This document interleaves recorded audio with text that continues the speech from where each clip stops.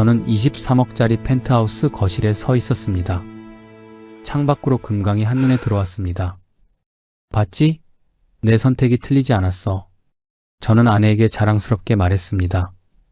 그로부터 2년 후, 저는 곰팡이 냄새나는 빌라 2층 끝 집에서 좁은 천장을 바라보고 있었습니다.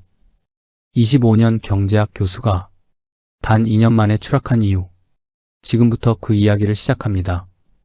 사연 시작하기 전에 구독과 좋아요 한번 부탁드립니다. 평범한 사람들의 숨겨진 이야기를 매일 전해드리는 채널입니다. 2019년 25년의 교수 생활을 마치던 날은 제 인생의 축제였습니다. 대학 강단에서 경제학을 가르치며 보낸 세월이었습니다. 정년퇴직 기념식장에는 제자들과 동료 교수들이 가득 모였습니다. 교수님 정말 수고 많으셨습니다. 가장 성공적으로 은퇴하시는 분이에요. 그들의 축하와 부러움 섞인 시선이 제게 쏟아졌습니다. 저는 그 시선들을 즐겼습니다. 과천에 14억짜리 자가 아파트가 있었고 사학연금으로 매달 280만 원이 나올 예정이었습니다. 무엇보다 자랑스러운 건 외아들 민수였습니다. 아들은 제 뒤를 이어 교육자의 길을 걷고 있었습니다. 교사로 임용된 지 3년 차 안정적인 직장을 가진 아들이었죠. 퇴직 1년 전 아들의 결혼식을 강남 호텔에서 성대하게 치러주었습니다. 하객 300명이 넘게 모인 자리였습니다. 김 교수님 아드님이 교사시라면서요? 집안이 참 훌륭하네요. 그날 받았던 칭찬들이 아직도 귓가에 맴돕니다. 교수로서의 명예, 교사 아들을 둔 자부심, 과천의 자가 아파트. 이 모든 것이 제 인생을 완성시킨 훈장이었습니다. 평화로운 어느 날 저는 아내와 함께 집 거실에 앉아 있었습니다. 그동안 앞만 보고 달려온 25년의 세월이 스쳐 지나갔습니다. 여보, 우리 정말 잘 살아왔어요. 아내가 제 손을 잡으며 말했습니다. 저는 고개를 끄덕이며 창밖을 바라봤습니다. 아파트 15층에서 내려다 보이는 풍경이 아름다웠습니다. 하지만 제 마음 한구석에는 또 다른 욕망이 꿈틀거리고 있었습니다. 이 14억짜리 아파트와 곧 들어올 퇴직금을 종잣돈 삼아 내 경제학 지식으로 남은 노후를 2배, 3배로 불려보리라. 제가 설계한 인생의 방정식은 단 하나의 오차도 없이 완벽하게 풀렸습니다. 25년간 성실하게 일했고 아들을 훌륭하게 키웠으며 노후 준비도 완벽했습니다. 경제학 교수답게 노후 설계를 완벽하게 했어 제 선택이 옳았다는 확신에 차 있었습니다. 돌이켜보면 그때부터 제 인생은 너무 쉽게 풀리고 있었습니다. 모든 게 완벽하다고 믿었던 순간 제 인생은 펜트하우스 꼭대기에 서 땅바닥 아래로 추락했습니다. 위기는 늘 그렇게 모든 게 완벽하다고 믿을 때 시작되는 법이니까요. 하지만 그때 저는 몰랐습니다. 완벽함이 얼마나 위태로운 것인지를. 사실 정년퇴직을 몇 달 앞둔 2019년 초부터 제 머릿속엔 이미 은퇴 후 완벽한 제2의 도약이 설계되어 있었습니다. 2019년 부동산 시장이 들끓기 시작했습니다. 특히 세종시였습니다. 행정수도 이전 논의가 본격화되면서 세종 아파트 값이 치솟고 있었습니다. 저는 매일 아침 부동산 뉴스를 확인했습니다. 경제학자로서 시장의 흐름을 읽는 건 제 본능이자 자존심이었습니다. 과천 집값도 오르고 있었지만 이미 고점이라는 게 제 판단이었습니다. 지금 과천은 정점이야. 더 오를 여지가 없어. 여보, 우리 세종으로 이사 가자. 저는 아내에게 말했습니다. 세종은 달라. 행정수도가 되면 최소 2배는 오를 거야. 아내는 불안한 표정을 지었습니다. 여보, 우리 나이가 벌써 60인데 괜찮을까요? 괜찮고 말고. 내가 25년간 경제학을 가르쳤는데 그것도 모를 것 같아? 저는 자신만만했습니다. 데이터가 말해주고 있었습니다. 세종시 인구 유입률, 정부 기관 이전 계획, 교통망 확충 일정. 모든 지표가 상승을 가리키고 있었습니다. 어느 날 아들이 집에 놀러 왔습니다. 저는 아들에게 제 계획을 설명했습니다. 과천집을 팔고 세종으로 갈까 해. 아들의 얼굴이 굳어졌습니다. 아버지, 그건 너무 위험한 거 아니에요? 세종은 변동성이 너무 커요. 무슨 소리야? 아버지가 경제학 교수인데 지표가 상승을 가리키고 있어. 그래도 과천이 더 안전하지 않을까요? 여기도 살기 좋잖아요. 아들의 목소리에는 걱정이 가득했습니다. 아들아, 넌 아직 경제를 몰라. 저는 아들의 어깨를 두드렸습니다. 안정만 추구하면 기회를 놓쳐. 지금이 자산의 판도를 바꿀 마지막 기회야. 하지만 대출까지 받으시려는 건 아니죠? 필요하다면 레버리지도 활용해야지. 경제는 결국 타이밍 싸움이다. 아들은 더 이상 말하지 않았습니다. 아버지의 확신에 찬 고집을 막을 수 없다는 걸 알았던 거죠. 그날 밤 아내가 조용히 물었습니다. 아들 말이 맞는 것 같은데 우리 나이에 대출까지 받는 게 맞을까요? 당신도 날 못 믿어요? 저는 약간 나를 세웠습니다. 25년간 경제학을 가르쳤는데 내 판단을 못 믿겠어? 아내는 더 이상 말하지 않았습니다. 저는 제 이론을 실전에서 증명하고 싶었습니다. 강의실에서만 경제를 논했던 교수가 아니라 실제로 성공적인 투자를 해내는 전문가가 되고 싶었습니다. 그것은 투자가 아니라 제 자존심이었습니다. 저는 아내와 함께 세종시로 내려갔습니다. 몇 군데 모델하우스를 둘러봤습니다. 금강변을 따라 늘어선 주상복합 단지들은 화려했습니다. 그 중에서도 제 시선을 사로잡은 건 금강이 파노라마처럼 펼쳐지는 어느 주상복합의 최상층 펜트하우스였습니다. 여보, 경치 정말 좋네. 아내가 감탄했습니다. 저도 넋을 잃고 바라봤습니다. 과천과는 비교할 수 없는 뷰였습니다. 여긴 세종의 왕관입니다. 23억이지만 내년이면 30억은 우스울 겁니다.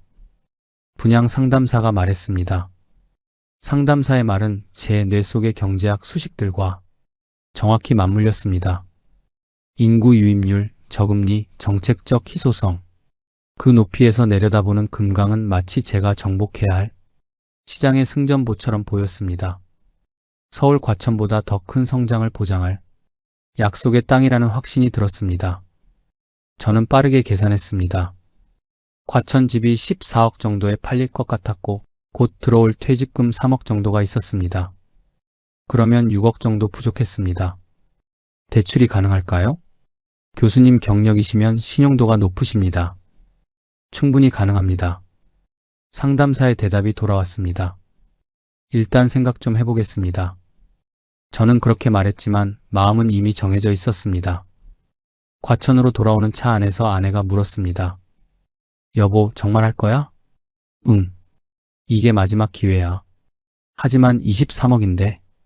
괜찮아. 계산해봤어. 충분히 가능해. 아내는 더 이상 말하지 않았습니다. 며칠 후 저는 과천 집을 매물로 내놓았습니다. 생각보다 빨리 연락이 왔습니다. 14억에 계약하고 싶다는 분이 계십니다. 부동산에서 전화가 왔습니다. 좋습니다. 계약하겠습니다. 저는 바로 대답했습니다. 과천집 계약을 마치고 은행으로 향했습니다. 퇴직하기 전 서둘러 움직였습니다. 대출 상담 받으러 왔습니다. 신용 등급이 최상이시네요. 까다로운 심사도 없었습니다. 제 이름 석 자와 교수라는 직함이 찍힌 서류 한 장이 수억 원의 자본을 끌어오는 강력한 보증수표가 되었습니다. 대출 승인이 떨어졌습니다. 모든 게 술술 풀렸습니다. 너무 쉽게 풀려서 오히려 이상할 정도였습니다. 세종 분양 사무소로 다시 찾아갔습니다. 계약하겠습니다. 현명한 선택이십니다. 여긴 세종의 랜드마크가 될 겁니다. 상담사가 환하게 웃었습니다. 계약서에 도장을 찍는 순간 제 심장이 빠르게 뛰었습니다. 설렘이었을까요? 불안이었을까요? 지금 생각해보면 둘 다였던 것 같습니다. 아들에게 전화했습니다. 아들아, 아버지가 세종에 집 계약했다. 그러셨어요. 아들의 목소리는 무겁게 가라앉아 있었습니다. 너무 걱정하지 마라. 아버지가 책임질게. 네, 아버지. 전화를 끊고 나서도 아들의 목소리가 귓가에 맴돌았습니다. 하지만 저는 제 선택을 믿었습니다. 아니, 믿어야만 했습니다. 이미 돌이킬 수 없는 다리를 건넌 뒤였으니까요. 계약서에 도장을 찍고 얼마 지나지 않아 저는 동료들의 박수 속에 정든 교정을 떠났습니다. 평생을 몸담았던 강단을 떠나는 마음은 시원섭섭했지만 제 손엔 이미 세종 펜트하우스의 열쇠와 은행에서 받아낸 7억의 대출금이 쥐어져 있었습니다. 명예로운 은퇴와 완벽한 재테크. 저는 그 두 마리 토끼를 다 잡은 승리자라고 확신했습니다. 2020년 3월 세종 아파트 펜트하우스로 이사했습니다. 거실 창문으로 금강이 한눈에 들어왔습니다. 거실 창문 가득 들어오는 금강의 물줄기를 보며 저는 승리감을 맛보았습니다. 여보, 경치 정말 좋다. 아내가 말했지만 목소리에는 여전히 긴장감이 묻어났습니다. 봤지? 내 선택이 틀리지 않았어. 저는 가슴을 펴고 창밖을 바라봤습니다. 펜트하우스 꼭대기에서 내려다보는 세상은 아름다웠습니다. 과천보다 더 넓고 더 높은 곳이었습니다. 이곳이 제 은퇴 인생의 완벽한 투자라고 믿었습니다. 그때 저는 오만함에 가려보지 못했습니다. 하지만 높은 곳일수록 추락의 고통이 더 처절하다는 진리를 저는 그때 몰랐습니다. 세종 펜트하우스로 이사한 지 일주일 만에 세상이 멈췄습니다. 코로나19 팬데믹이었습니다. 처음에는 금방 지나갈 줄 알았습니다. 한두 달이면 괜찮아질 거야. 저는 아내에게 말했습니다. 하지만 한두 달이 아니었습니다. 확진자 숫자가 매일 뉴스에 올라왔고 사회적 거리두기가 시작되었습니다. 대학들이 비대면 수업으로 전환했습니다. 저는 퇴직 전에 이미 여러 곳에서 강연 제의를 받아둔 상태였습니다. 기업체 자문, 금융기관 특강, 지방자치단체 경제 강의. 월 500만 원 정도는 충분히 벌 수 있을 거라 계산했었습니다. 3월 말 첫 번째 강연이 취소되었습니다. 교수님 죄송합니다. 코로나 때문에 모든 외부 강연을 중단하기로 했습니다. 그럼 언제쯤 다시? 상황을 봐야 할 것 같습니다. 4월에도 5월에도 같은 전화가 이어졌습니다. 기업 자문직 제의도 하나둘씩 철회되었습니다. 비대면으로라도 가능한데요? 제가 제안했지만 돌아오는 대답은 똑같았습니다. 지금은 내부 구조 조정 중이라 외부 자문을 받을 여력이 없습니다. 결국 강연 수입은 완전히 끊겼습니다. 월 500만 원을 예상했던 제 계획이 한순간에 무너졌습니다. 거실 소파에 앉아 통장을 들여다봤습니다. 아직 비상금으로 남겨둔 예금이 있었지만 대출 이자가 문제였습니다. 매달 빠져나가는 돈을 보며 숨이 막혔습니다. 여보, 괜찮겠어? 아내가 조심스럽게 물었습니다. 괜찮아. 코로나가 끝나면 다 정상으로 돌아올 거야. 저는 애써 태연한 척했습니다. 하지만 속으로는 불안이 커져갔습니다. 6월이 되어도 상황은 나아지지 않았습니다. 오히려 2차 대유행이 시작되었습니다. 저는 매일 아침 부동산 시세를 확인했습니다. 세종 집값이 조금씩 오르고 있었습니다. 봐, 오르고 있잖아. 내 판단이 맞았어. 저는 아내에게 자랑스럽게 말했습니다. 하지만 막상 팔 생각은 없었습니다. 아직 시작일 뿐이었으니까요. 더 오를 거라고 믿었습니다. 밤이 되면 거실 불을 끄고 창밖을 바라봤습니다. 금강을 따라 흐르는 야경이 아름다웠습니다. 23억을 주고 산 이 경치, 이 위치. 조금만 참으면 돼. 조금만. 저는 스스로에게 되뇌었습니다. 아들에게서 가끔 전화가 왔습니다. 아버지, 괜찮으세요? 코로나 때문에 힘드시진 않으세요? 괜찮다, 아들아. 아버지 걱정은 하지 마라. 필요하신 거 있으면 말씀하세요. 없어. 아버지는 다 괜찮아. 전화를 끊고 나면 가슴이 먹먹했습니다. 아들에게 사실을 말할 수가 없었습니다. 경제학 교수가 돈 문제로 힘들다는 걸 어떻게 말합니까?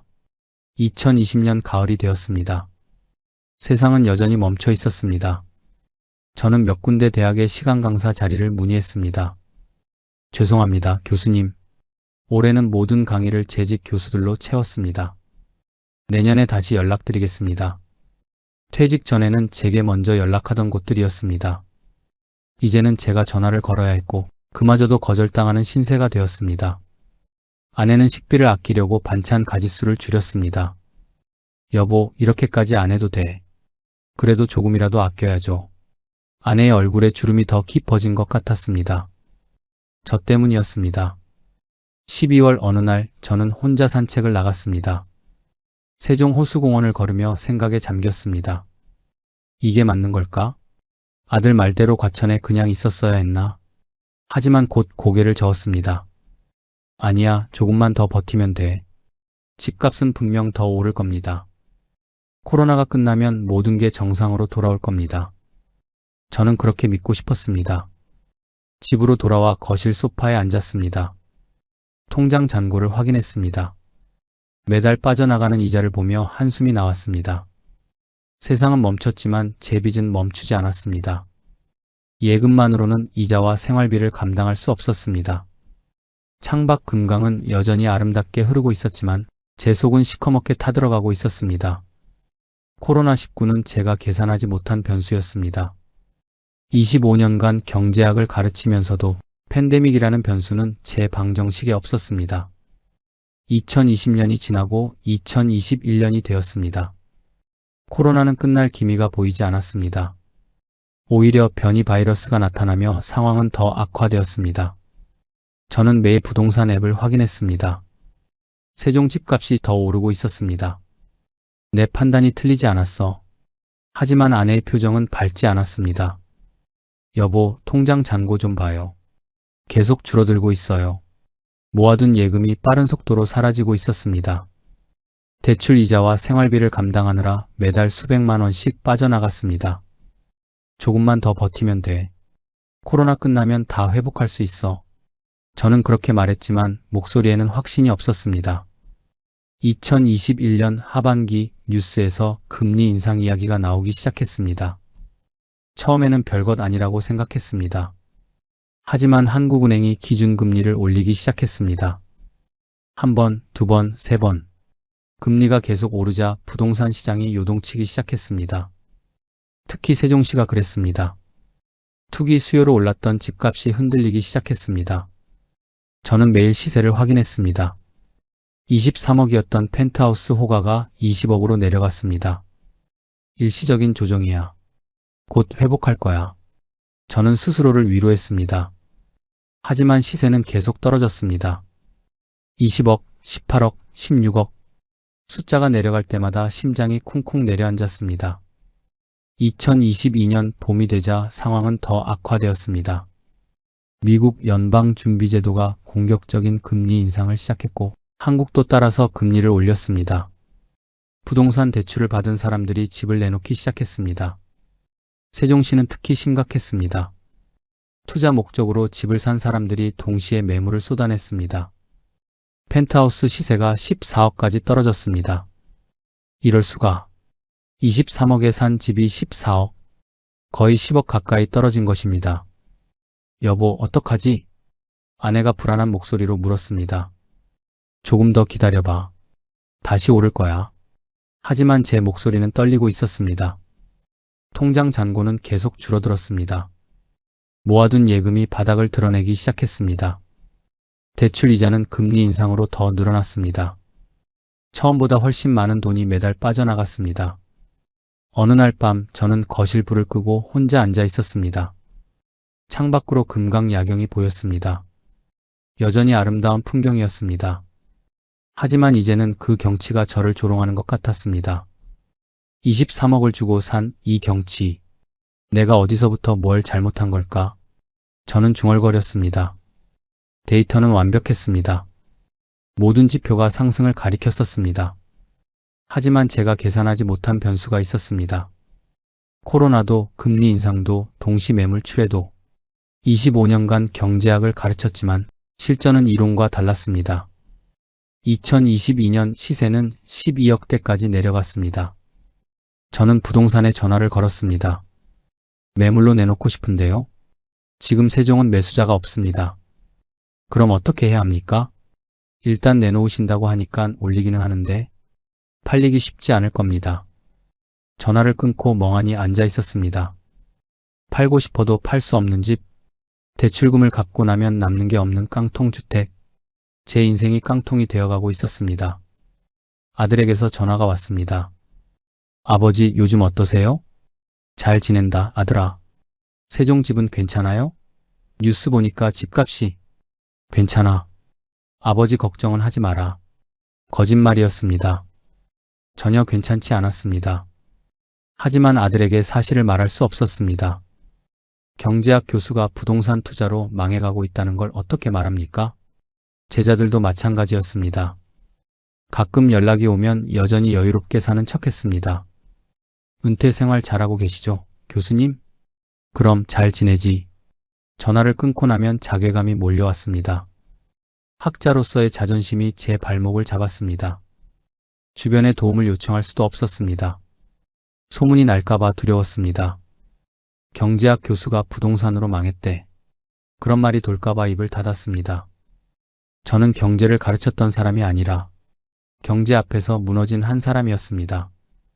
밤마다 거실에 혼자 앉아 숫자를 계산했습니다. 과천의 아파트를 14억에 팔았고 평생의 결실인 퇴직금 3억이 있었고 그리고 교수 신용으로 연끌한 대출 7억까지 제 인생의 모든 것을 부어넣은 이 집의 호가가 이제 12억까지 내려앉았습니다. 시장에 12억짜리 매물이 쌓여가는데도 보러 오는 사람조차 없다는 사실이 저를 더 절망케 했습니다. 만약 지금 이 가격에라도 팔지 못하고 더 떨어진다면 저는 평생 모은 자산을 잃는 것을 넘어 빚쟁이 노인으로 전락할 판이었습니다. 저는 제가 쓴 경제학 책들을 꺼내봤습니다. 합리적 투자, 리스크 관리, 자산 배분. 제가 가르쳤던 모든 원칙들. 하지만 정작 저는 그 어떤 것도 지키지 못했습니다. 탐욕에 눈이 멀었고 리스크를 무시했으며 자산을 한 곳에 몰빵했습니다. 명예로운 전직 교수 타이틀을 가졌던 한 남자는 밤마다 숫자의 지옥 속에서 허우적거렸습니다. 아내는 옆방에서 잠들지 못하고 뒤척였습니다. 제 한숨 소리가 들렸을 겁니다. 여보, 잠 안 자? 못 자겠어. 저는 고개를 숙였습니다.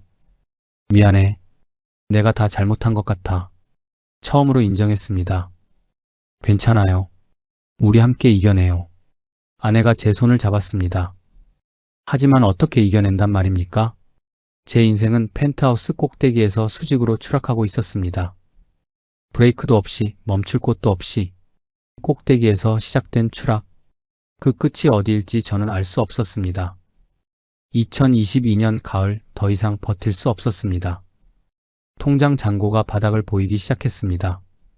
대출 이자를 내고 나면 생활비조차 부족했습니다.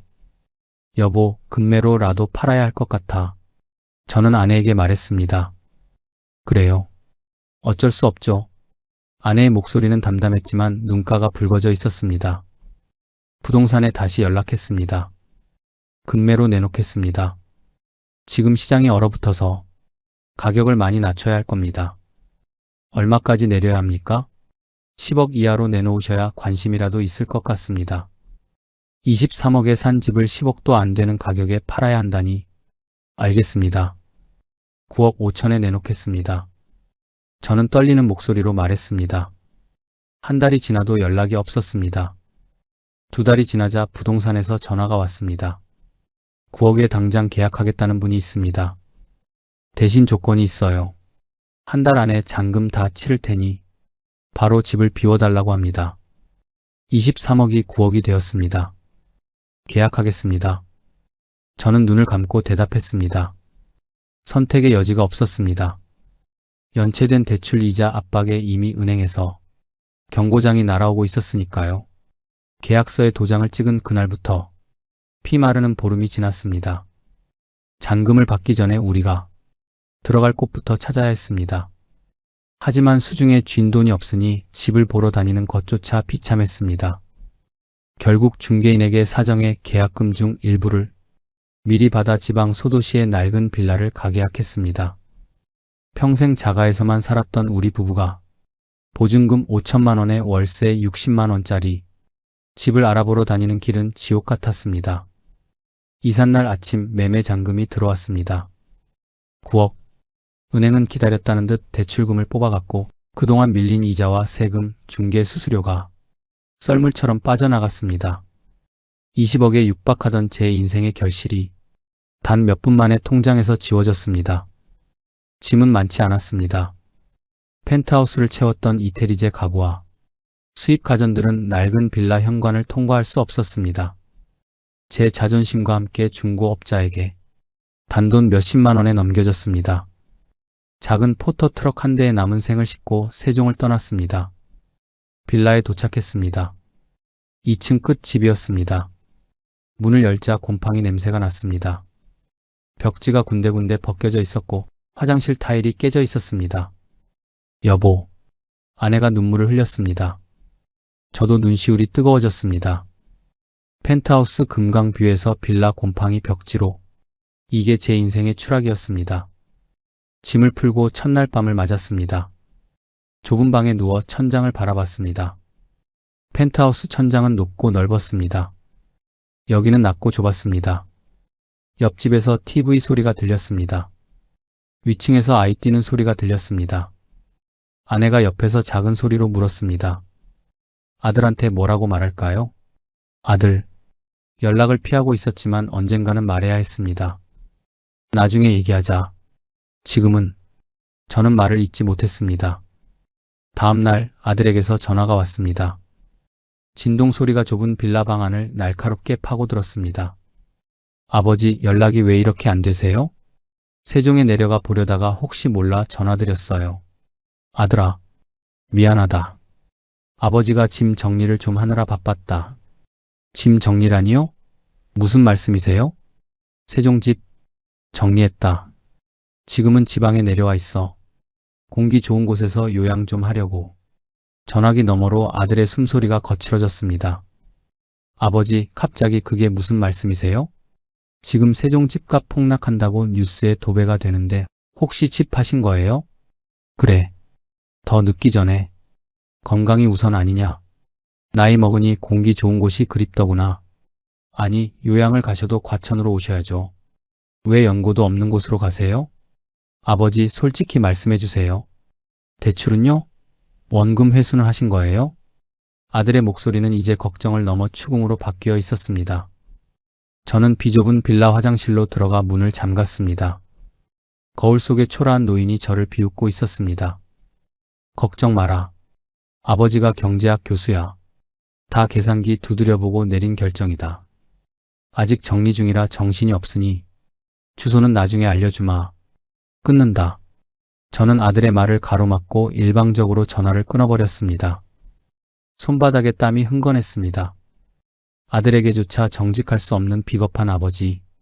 전직 경제학 교수의 마지막 자존심이 아들이라는 거대한 벽 앞에서 무참히 깨져나갔습니다. 전화를 끊고 저는 변기 뚜껑을 덮고 주저앉았습니다. 밤이 되었습니다. 좁은 방에서 아내와 마주 앉았습니다. 여보, 미안해. 정말 미안해. 괜찮아요. 우리 살아있잖아요. 아내가 제 손을 잡았습니다. 하지만 괜찮을 리 없었습니다. 20억 자산가가 단 2년 반 만에 월세 신세가 되었습니다. 펜트하우스 꼭대기에서 빌라 2층으로 추락했습니다. 그날 밤 저는 잠들지 못했습니다. 곰팡이 냄새나는 천장을 보며 제 인생을 되돌아봤습니다. 완벽하다고 믿었던 인생, 오만했던 선택, 그리고 그대가 처음으로 정직한 후회가 밀려왔습니다. 월세 빌라로 이사한 지 일주일이 지났습니다. 당장 생활비가 문제였습니다. 손에 남은 돈으로 얼마나 버틸 수 있을까 계산해 봤습니다. 길어야 1년. 그 안에 수입을 만들어야 했습니다. 여보, 일을 찾아봐야겠어. 저는 아내에게 말했습니다. 당신 나이가 62인데 어떤 일을 하려고? 강의라도 해야죠. 그게 내가 할 수 있는 일이니까. 낡은 재킷을 꺼내 입었습니다. 펜트하우스에서 입던 정장은 다 처분했습니다. 거울을 보니 초라한 노인이 서 있었습니다. 한때 교수였던 사람의 모습은 보이지 않았습니다. 대학 시절 제자였던 후배 교수에게 전화를 걸었습니다. 교수님, 오랜만입니다. 어떻게 지내세요? 잘 지내네. 자네는? 저도 잘 지냅니다. 무슨 일로 연락 주셨어요? 그게 혹시 강의 한 타임 줄 수 있겠나? 전화기 너머로 침묵이 흘렀습니다. 아, 교수님 죄송한데 저희 학교는 올해 정원이 다 찼습니다. 그래? 알았네. 나중에 자리 나면 연락드릴게요. 전화가 끊어졌습니다. 연락이 올 리 없다는 걸 저도 알았습니다. 다른 대학에도 전화를 걸었습니다. 한때 제 밑에서 학위를 받았던 교수였습니다. 교수님 반갑습니다. 은퇴 생활 잘하고 계시죠? 그래, 잘 지내고 있네. 혹시 비대면 강의라도 하나 맡을 수 있을까? 아, 요즘 학교 사정이 어려워서요. 시간 강사도 줄이는 추세입니다. 그렇군. 알았네. 또 거절이었습니다. 세 번째, 네 번째 전화도 마찬가지였습니다. 죄송합니다, 교수님. 지금은 여력이 없어서요. 나중에 기회가 되면. 모두 같은 대답이었습니다. 저는 휴대폰을 내려놓고 한숨을 쉬었습니다. 한때 제게 먼저 연락하던 사람들이었습니다. 교수님, 특강 좀 부탁드립니다. 자문 좀 해주시면 감사하겠습니다. 이제는 제가 국어라는 신세가 되었습니다. 그것도 거절당하는. 며칠 후 한 사립대학에서 연락이 왔습니다. 교수님, 1학기에 경제학개론 한 타임 가능하신가요? 가능하네. 고맙네. 처음으로 받은 긍정적인 답변이었습니다. 주 1회 3시간, 강의료는 시간당 5만 원입니다. 한 학기에 15주. 계산해보니 225만 원 정도였습니다. 예전 같았으면 거들떠보지도 않을 금액이었습니다. 하지만 지금은 달랐습니다. 감사합니다. 열심히 하겠습니다. 저는 고개를 숙였습니다. 전화를 끊고 아내에게 말했습니다. 여보, 강의 하나 구했어. 정말요? 다행이네요. 아내가 환하게 웃었습니다. 하지만 저는 웃을 수 없었습니다. 정교수에서 시간 강사로. 이것이 제 현실이었습니다. 기업체에도 연락을 돌렸습니다. 경제 자문을 해줄 수 있다고. 대부분 거절이었지만 한 중소기업에서 연락이 왔습니다. 월 50만 원 정도 드릴 수 있는데 괜찮으시겠어요? 괜찮습니다. 저는 바로 대답했습니다. 50만 원. 예전 같았으면 교통비로 쓸 금액이었습니다. 하지만 지금은 소중한 수입이었습니다. 첫 강의를 하러 대학에 갔습니다. 캠퍼스를 걸으며 묘한 기분이 들었습니다. 25년간 정교수로 걸었던 길, 이제는 시간 강사로 걷는 길. 강의실에 들어갔습니다. 학생들이 저를 바라봤습니다. 안녕하세요. 경제학개론을 맡게 된 김 선생입니다. 선생. 교수가 아닌 선생. 그 호칭이 가슴에 박혔습니다. 하지만 저는 최선을 다해 강의했습니다. 25년간 쌓아온 지식을 쏟아냈습니다. 강의가 끝나고 강의실을 나왔습니다. 복도에서 한 교수와 마주쳤습니다. 예전 동료였습니다. 김 교수님 아니세요? 아, 그래요. 오랜만이네요. 여기서 뭐 하세요? 강의 좀 하고 있습니다. 아, 그러시구나. 시간 강사로요? 그의 눈빛에 동정이 어렸습니다. 네, 그렇습니다. 저는 고개를 숙이고 지나갔습니다. 명예로운 교수에서 동정받는 시간 강사로. 이것이 제가 선택한 길의 끝이었습니다. 집으로 돌아오는 길 편의점에 들렀습니다. 아내가 좋아하는 빵을 하나 샀습니다. 여보, 강의 어땠어요? 괜찮았어. 이거 사왔어. 아내가 빵을 보며 눈시울을 붉혔습니다. 몇천 원짜리 빵 하나에 감동하는 우리 부부. 펜트하우스에서는 생각할 수도 없던 일이었습니다. 고마워요, 여보. 별거 아니야. 저는 웃으며 말했지만 가슴이 먹먹했습니다. 며칠 후 또 다른 대학에서 연락이 왔습니다. 2학기에 경영경제 강의 하나 맡아주실 수 있으세요? 가능합니다. 두 번째 강의를 확보했습니다. 한 학기에 450만 원 정도 벌 수 있게 되었습니다. 기업 자문까지 합치면 500만 원 남짓. 예전 강연료 한 번 받던 금액과 비슷했습니다. 하지만 이제는 그것만으로도 감사했습니다. 밤에 아내와 마주 앉아 계산했습니다. 월세 60만 원, 생활비 150만 원 정도면 될 것 같아. 그럼 조금씩 모을 수도 있겠네요. 그래야지. 아들한테 폐 끼칠 순 없으니까. 우리는 서로를 바라보며 고개를 끄덕였습니다. 펜트하우스는 이렇지만 아직 우리에게는 일할 힘이 남아 있었습니다. 시간 강사 자리 하나하나가 소중했습니다. 자문료 50만 원이 감사했습니다. 저는 처음으로 돈의 무게를 느꼈습니다. 25년간 교수로 살면서도 몰랐던 것. 돈은 숫자가 아니라 생존이었습니다. 어느 날 아내가 조용히 말했습니다. 여보, 우리 아들한테 연락해야 할 것 같아. 계속 피할 순 없어. 눈치채고 있을 거야. 저는 고개를 끄덕였습니다. 아내가 맞았습니다. 며칠 후 아내가 아들에게 전화했습니다. 엄마, 무슨 일 있어요? 목소리가 이상한데 사실은 아내가 모든 걸 말했습니다. 세종집을 9억에 판 것, 지금 월세 빌라에 사는 것, 아버지가 시간 강사로 일하는 것. 전화기 너머로 긴 침묵이 흘렀습니다. 제가 찾아뵐게요.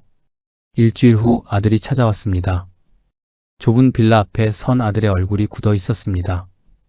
아버지, 저는 차마 눈을 마주칠 수 없었습니다. 집 안으로 들어온 아들은 아무 말도 하지 않았습니다. 곰팡이 냄새나는 벽지를 보고 좁은 방을 보고 초라한 가구들을 봤습니다. 아버지, 왜 진작 말씀 안 하셨어요? 미안하다. 제가 말렸잖아요. 그때 제 말을 들으셨어야죠.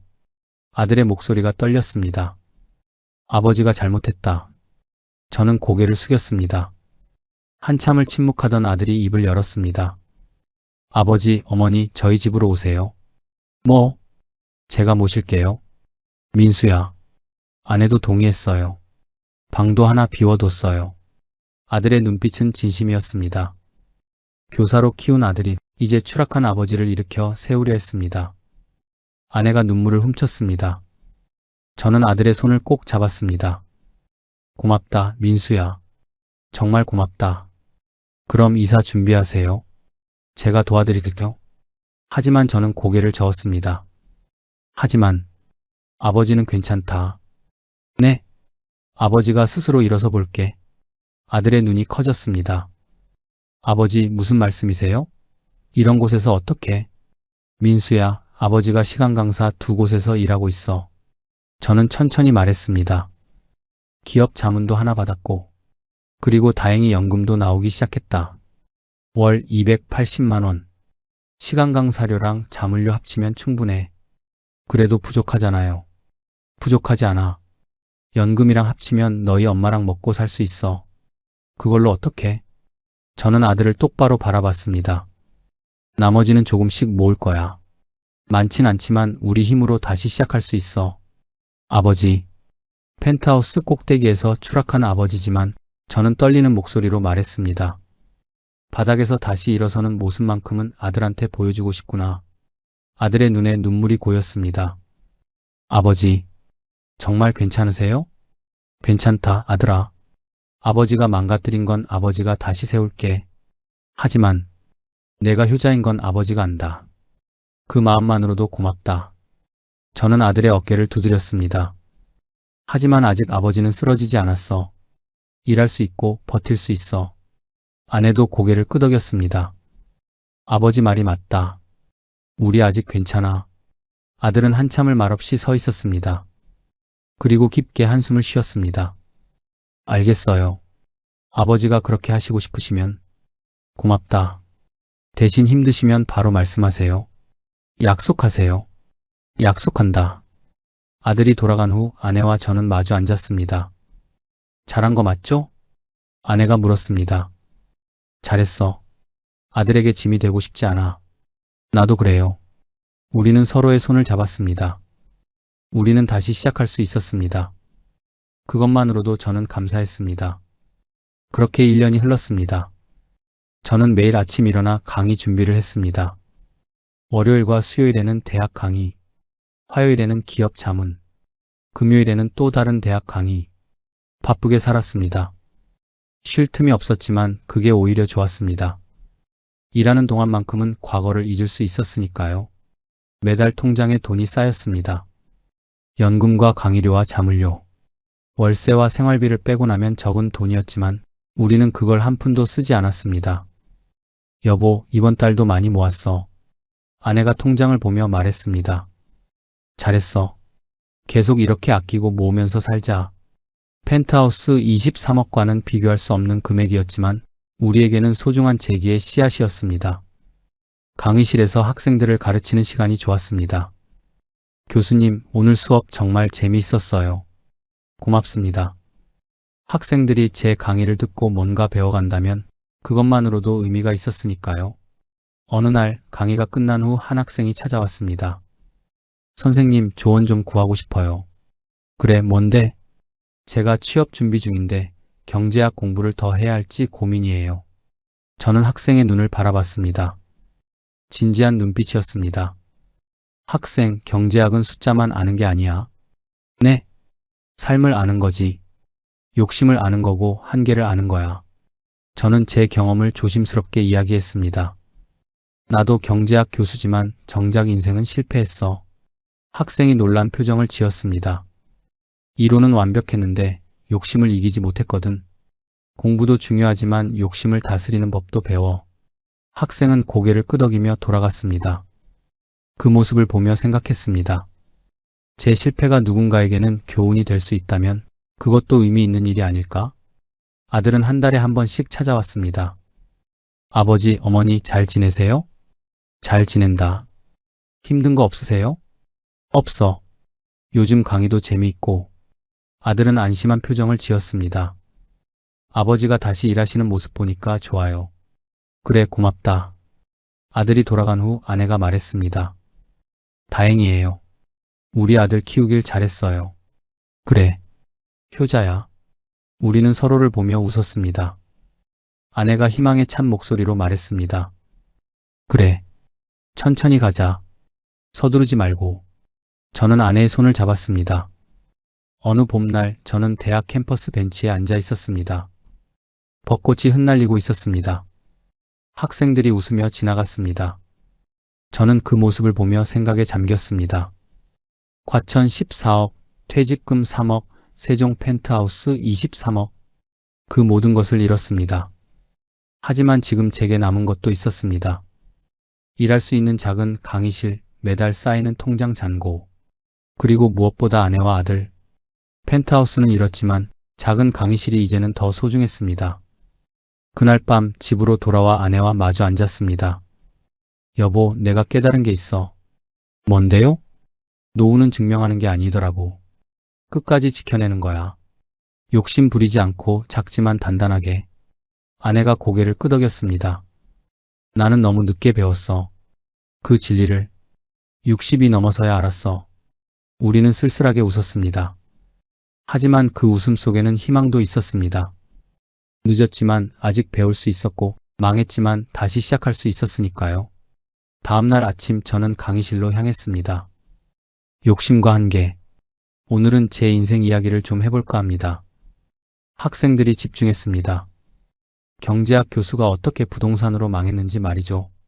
이론은 완벽했습니다. 데이터도 맞았죠. 하지만 제가 계산하지 못한 게 있었어요. 저는 천천히 말했습니다. 바로 제 욕심이었습니다. 여러분, 경제학을 배우는 것도 중요하지만 저는 학생들을 돌아보며 말했습니다. 자신의 한계를 아는 것이 더 중요합니다. 그날 강의는 제 인생에서 가장 정직한 강의였습니다. 펜트하우스 꼭대기에서 추락했지만 바닥에서 다시 첫걸음을 떼고 있는 제 모습. 넘어지는 건 부끄러운 게 아니라 일어서지 않는 게 부끄러운 거다. 캠퍼스를 걸어 나오며 하늘을 올려다봤습니다. 맑은 봄 하늘이었습니다. 펜트하우스 꼭대기에서 본 하늘보다 지금 이 하늘이 더 넓어 보였습니다. 저는 다시 교수였습니다. 정교수는 아니지만 시간 강사로. 펜트하우스는 없지만 월세 빌라에서 20억 자산은 없지만 매달 조금씩 모으며 작지만 단단하게 천천히 하지만 확실하게 저는 다시 첫걸음을 떼고 있었습니다. 부족한 제 이야기가 조금이나마 와닿으셨다면 구독과 좋아요 버튼으로 응원 부탁드립니다. 여러분의 노후에 평안이 깃들기를 진심으로 기원합니다. 끝까지 시청해주셔서 감사합니다. 김 사장님한테만 알려드리는 거예요. 요즘 여기 대박이래요. 세계 최대 서핑장 앞 1층 상가, 그곳에 투자하면 매달 500만 원씩 꽂히는 평생연금이라는 말. 그 달콤한 한마디 앞에서 저는 장님이 되었습니다. 32년 대기업 인사부장. 수만 명의 눈빛을 읽어냈던 저였습니다. 송도 45층에서 내려다보던 야경. 퇴직금 2억 5천. 그 화려했던 모든 것이 3년 만에 신기루처럼 사라졌습니다. 지금 저는 새벽 3시 술 냄새 나는 차 안에서 핸들을 잡고 대리운전을 합니다. 제발, 이번만큼은 안 된다고 울며 매달리던 아내의 손을 저는 매몰차게 뿌리쳤습니다. 당신이 뭘 아냐고. 그 오만이 제 인생을 지옥으로 끌고 갔습니다. 어디서부터 잘못된 걸까요? 본격적인 이야기 시작하기 전에 구독과 좋아요 버튼 한번 눌러주세요. 영상을 만드는데 큰 힘이 됩니다. 2022년 4월 32년간 다닌 회사의 마지막 출근길이었습니다. 송도 센트럴파크가 한눈에 내려다 보이는 45층 거실 창가에 서서 저는 넥타이를 매만졌습니다. 1990년 입사 첫날도 이렇게 떨렸을까요? 28 청년이 59이 되기까지 제 인생의 전부였던 이 회사를 떠나는 날이었습니다. 여보, 커피 마셔요. 아내가 건넨 머그잔을 받아들며 저는 문득 신혼 시절 집에서 똑같이 커피를 건네던 26 아내의 모습을 떠올렸습니다. 그때 우리는 15평 전세방에 살았습니다. 월급 50만 원으로 쪼들리던 시절 아내는 늘 당신은 사람 보는 눈이 있으니까 승승장구할 거예요 라고 말했습니다. 그 말이 틀리지 않았습니다. 저는 인사부에 발령받은 지 5년 만에 팀장이 되었고 15년 차에 부장으로 승진했습니다. 제 손을 거쳐간 면접자가 수만 명, 이력서 한 장, 눈빛 한 번으로 그 사람이 회사에 득이 될지 해가 될지 판단하는 게 제 특기였습니다. 임원들도 김 부장 눈 거치면 안심이라고 했습니다. 2015년 그 능력에 대한 보상처럼 특별 성과급 1억 원이 나왔습니다. 저는 그 돈으로 송도 신도시의 아파트를 샀습니다. 당시 분양가 5억 원 주변에서는 송도가 뭐라고 그렇게 비싸라고 했지만 저는 확신했습니다. 인천공항, 경제자유구역, 국제도시 이 키워드들이 결국 돈이 되리라는 것을요. 그리고 제 예측은 적중했습니다. 2017년 7억, 2019년 10억, 2021년 13억, 그리고 2022년 초 제 아파트 시세는 15억 원을 찍었습니다. 가만히 앉아서 번 돈이 10억 원, 32년간 악착같이 일해서 받은 연봉을 다 합쳐도 이보다 적었습니다. 여보, 오늘 회사 가면 퇴직금 나오죠?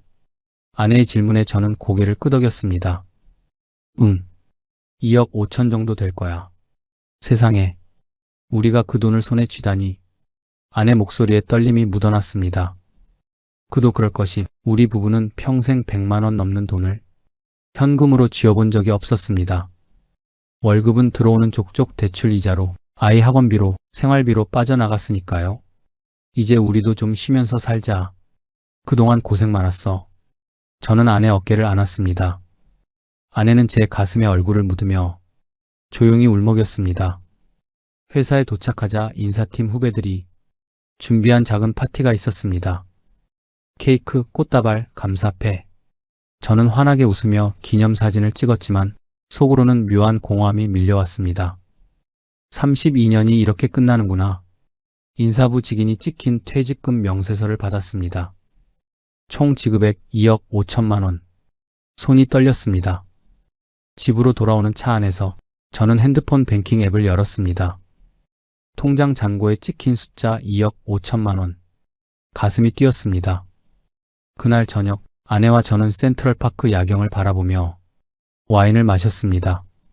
45층 통창 너머로 보이는 송도의 불빛들이 마치 제 인생의 정점을 축하하는 것 같았습니다. 여보, 우리 15억짜리 집에 현금 2억 있으니까 자산이 17억인 거죠? 아내가 조심스럽게 물었습니다. 그렇지. 17억. 저는 어깨를 으쓱했습니다. 평생 월급쟁이로 살았던 제가 17억 자산가라니. 이제 뭐하며 사실 거예요? 글쎄, 일단 좀 쉬고.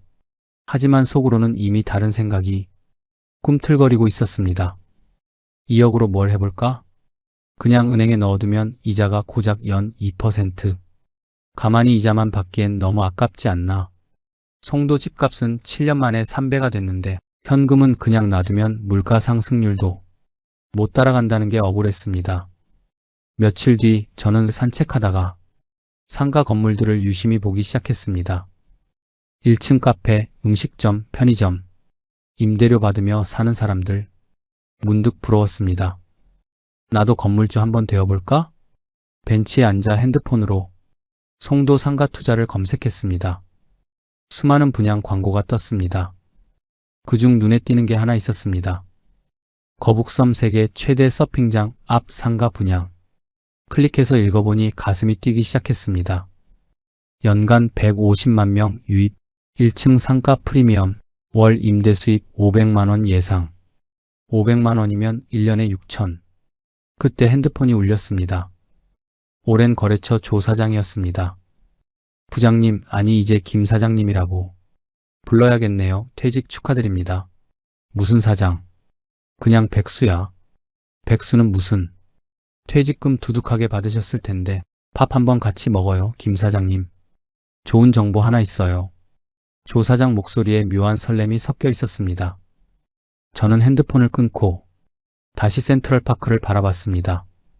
화창한 봄날 공원을 오가는 사람들, 강아지를 산책시키는 노부부. 모두가 평화로워 보였습니다. 32년 회사 생활 끝났으니 이제 제2의 인생이 시작인가. 그날 밤 저는 센트럴파크 야경을 보며 생각했습니다. 건물주, 나쁘지 않은데. 퇴직 후 2주가 지났을 때 조 사장에게서 다시 연락이 왔습니다. 김 사장님, 이번 주 목요일 점심 어때요? 송도 호텔에서 봅시다. 제가 쏠게요. 목요일 정오 저는 넥타이를 메고 호텔 레스토랑으로 향했습니다. 퇴직 후 처음 매는 넥타이였습니다. 거울을 보니 여전히 인사부장 같았습니다. 조 사장은 창가 자리에 먼저 와 있었습니다. 50대 중반, 건설 자재 납품업을 하는 사람이었습니다.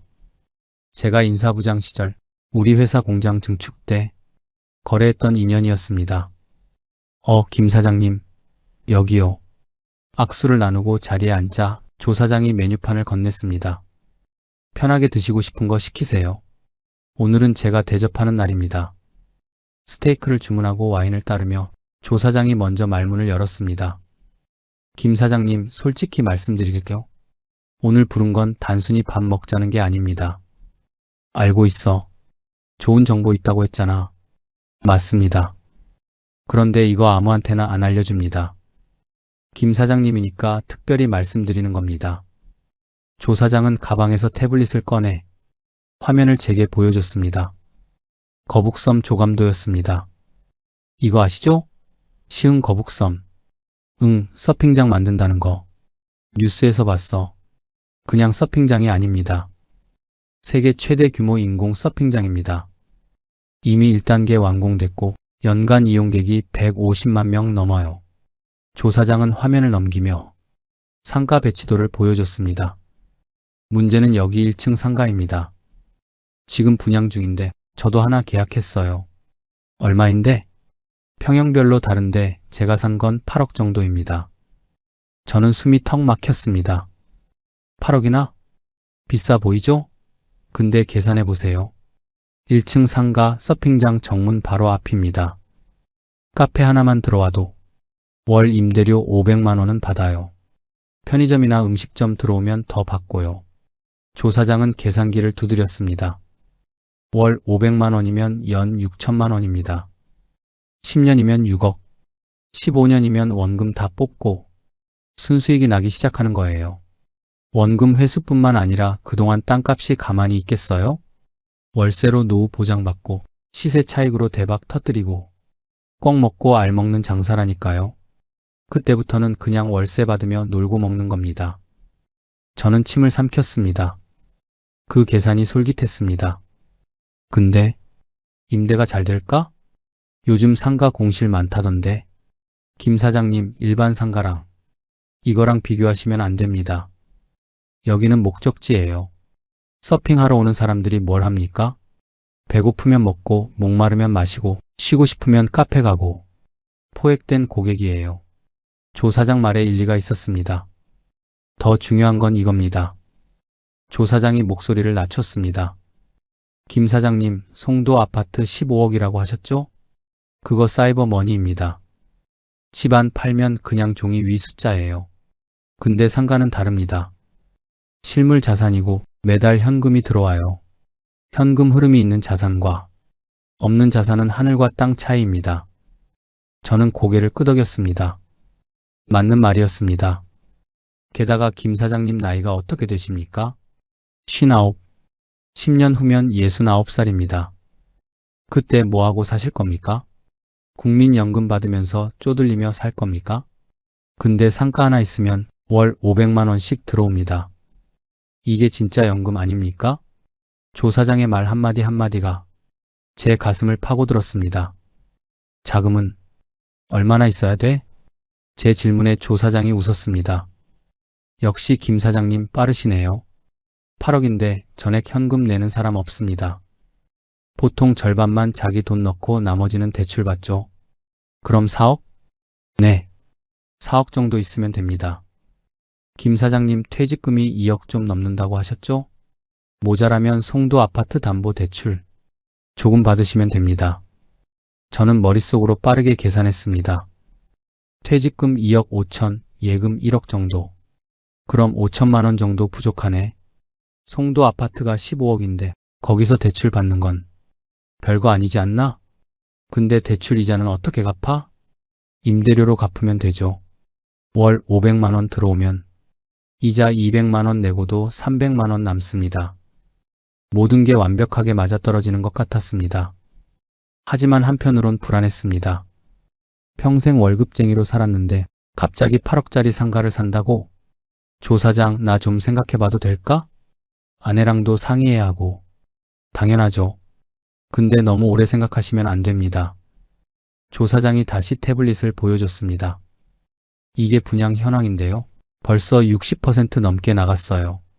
좋은 자리는 다 팔렸고 지금 남은 것도 이번 주까지입니다. 다른 분도 관심 있다고 연락 왔어요.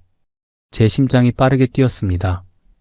뭔가 놓치면 안 될 것 같은 조급함이 밀려왔습니다. 언제까지 답 주면 돼? 이번 주 안에요. 금요일까지. 점심을 마치고 집으로 돌아오는 차 안에서 저는 계속 조 사장의 말을 곱씹었습니다. 월 500만 원, 1년이면 6천만 원, 15년이면 원금 회수. 나쁘지 않아. 하지만 진짜 알맹이는 따로 있지. 거북섬이 제2의 송도가 되면 상가 가치는 천정부지로 솟을 거야. 15년 뒤엔 원금도 찾고 내 자산은 수십억이 되어 있겠지. 이게 진짜 부자들이 하는 돈 굴리기지. 집에 도착하니 아내가 거실에서 TV를 보고 있었습니다. 왔어요? 밥은 먹었고요? 응, 조 사장이랑 먹었어. 저는 소파에 앉으며 말을 꺼냈습니다. 여보, 조 사장이 좋은 투자건 하나 알려줬는데. 투자요? 무슨 투자? 거북섬 상가 서핑장 앞 1층 상가인데 임대 수익이 괜찮대. 얼마인데요? 8억. 아내 표정이 굳었습니다. 8억이요? 우리한테 8억이 어디 있어요? 아니, 전액을 내는 게 아니라 우리 돈 3억 정도 넣고 나머지는 대출 받는 거야. 대출이요? 아내 목소리가 높아졌습니다. 여보, 우리 이제 빚 없이 살자고 했잖아요. 애 대학 보내고 20년 넘게 집 대출 이자 갚으며 살았는데 이제 겨우 다 갚았잖아요. 알아, 근데 이건 그런 빚이 아니야. 투자 대출이야. 매달 임대료가 들어오면 이자는 거기서 갚으면 되는 거고. 그게 보장돼요? 임대가 잘 된다는 보장이 있어요? 아내의 질문에 저는 순간 말문이 막혔습니다. 그야. 조 사장 말로는 서핑장이 워낙 크니까. 조 사장 말만 믿고 8억을 투자해요? 당신 정신 있어요? 여보, 내가 32년간 사람 봤는데 조 사장은 믿을 만한 사람이야. 그 사람도 똑같이 8억 투자했어. 그 사람이 투자했으니까 우리도 해야 해요? 우리는 우리고 남은 남이죠. 저는 답답했습니다. 아내는 뭘 모르는 거였습니다. 여보, 지금 우리 자산이 얼마야?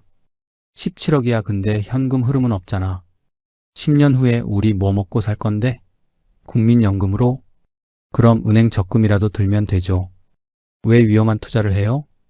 적금 이자가 얼마나 되는데? 1년에 고작 몇십만 원이야. 제 목소리가 커졌습니다. 아내도 목소리를 높였습니다. 그래도 안전하잖아요. 원금은 보장되잖아요. 8억짜리 상가가 안 팔리면 어떡해요? 빚만 남으면 어떡하고요? 안 팔릴 리가 없어. 서핑장 앞인데. 당신은 부동산 전문가도 아니잖아요. 저는 숨을 크게 들이쉬었습니다. 진정해야 했습니다. 여보, 내 말 좀 들어봐. 이건 기회야. 평생 월급쟁이로 살았는데 이제 건물주 한번 되어보자는 거야. 매달 월세 받으면서 여유롭게 사는 거지. 여유롭게요? 빚 갚느라 쩔쩔매면서요? 아내는 고개를 저었습니다. 그럼 모자른 돈은요? 집 담보 대출 조금 받는 거지. 15억짜리 집에서 그 정도 대출 받는 건 아무것도 아니야. 아내는 한동안 말이 없었습니다. 그러다 조용히 말했습니다. 좀 더 알아보고 결정해요. 조금만 더 시간 갖고 생각해봐요. 그게 안 돼. 금요일까지 답을 줘야 한대. 다른 사람도 관심 있다고 하니까. 그럼 놓치면 어때요? 좋은 기회는 또 오잖아요. 또 언제 와? 이런 기회가 또 오겠어? 저는 소파에서 벌떡 일어났습니다. 여보, 당신은 모르는 거야. 돈이라는 게 가만히 있으면 죽는 거야. 움직여야 불어나는 거라고.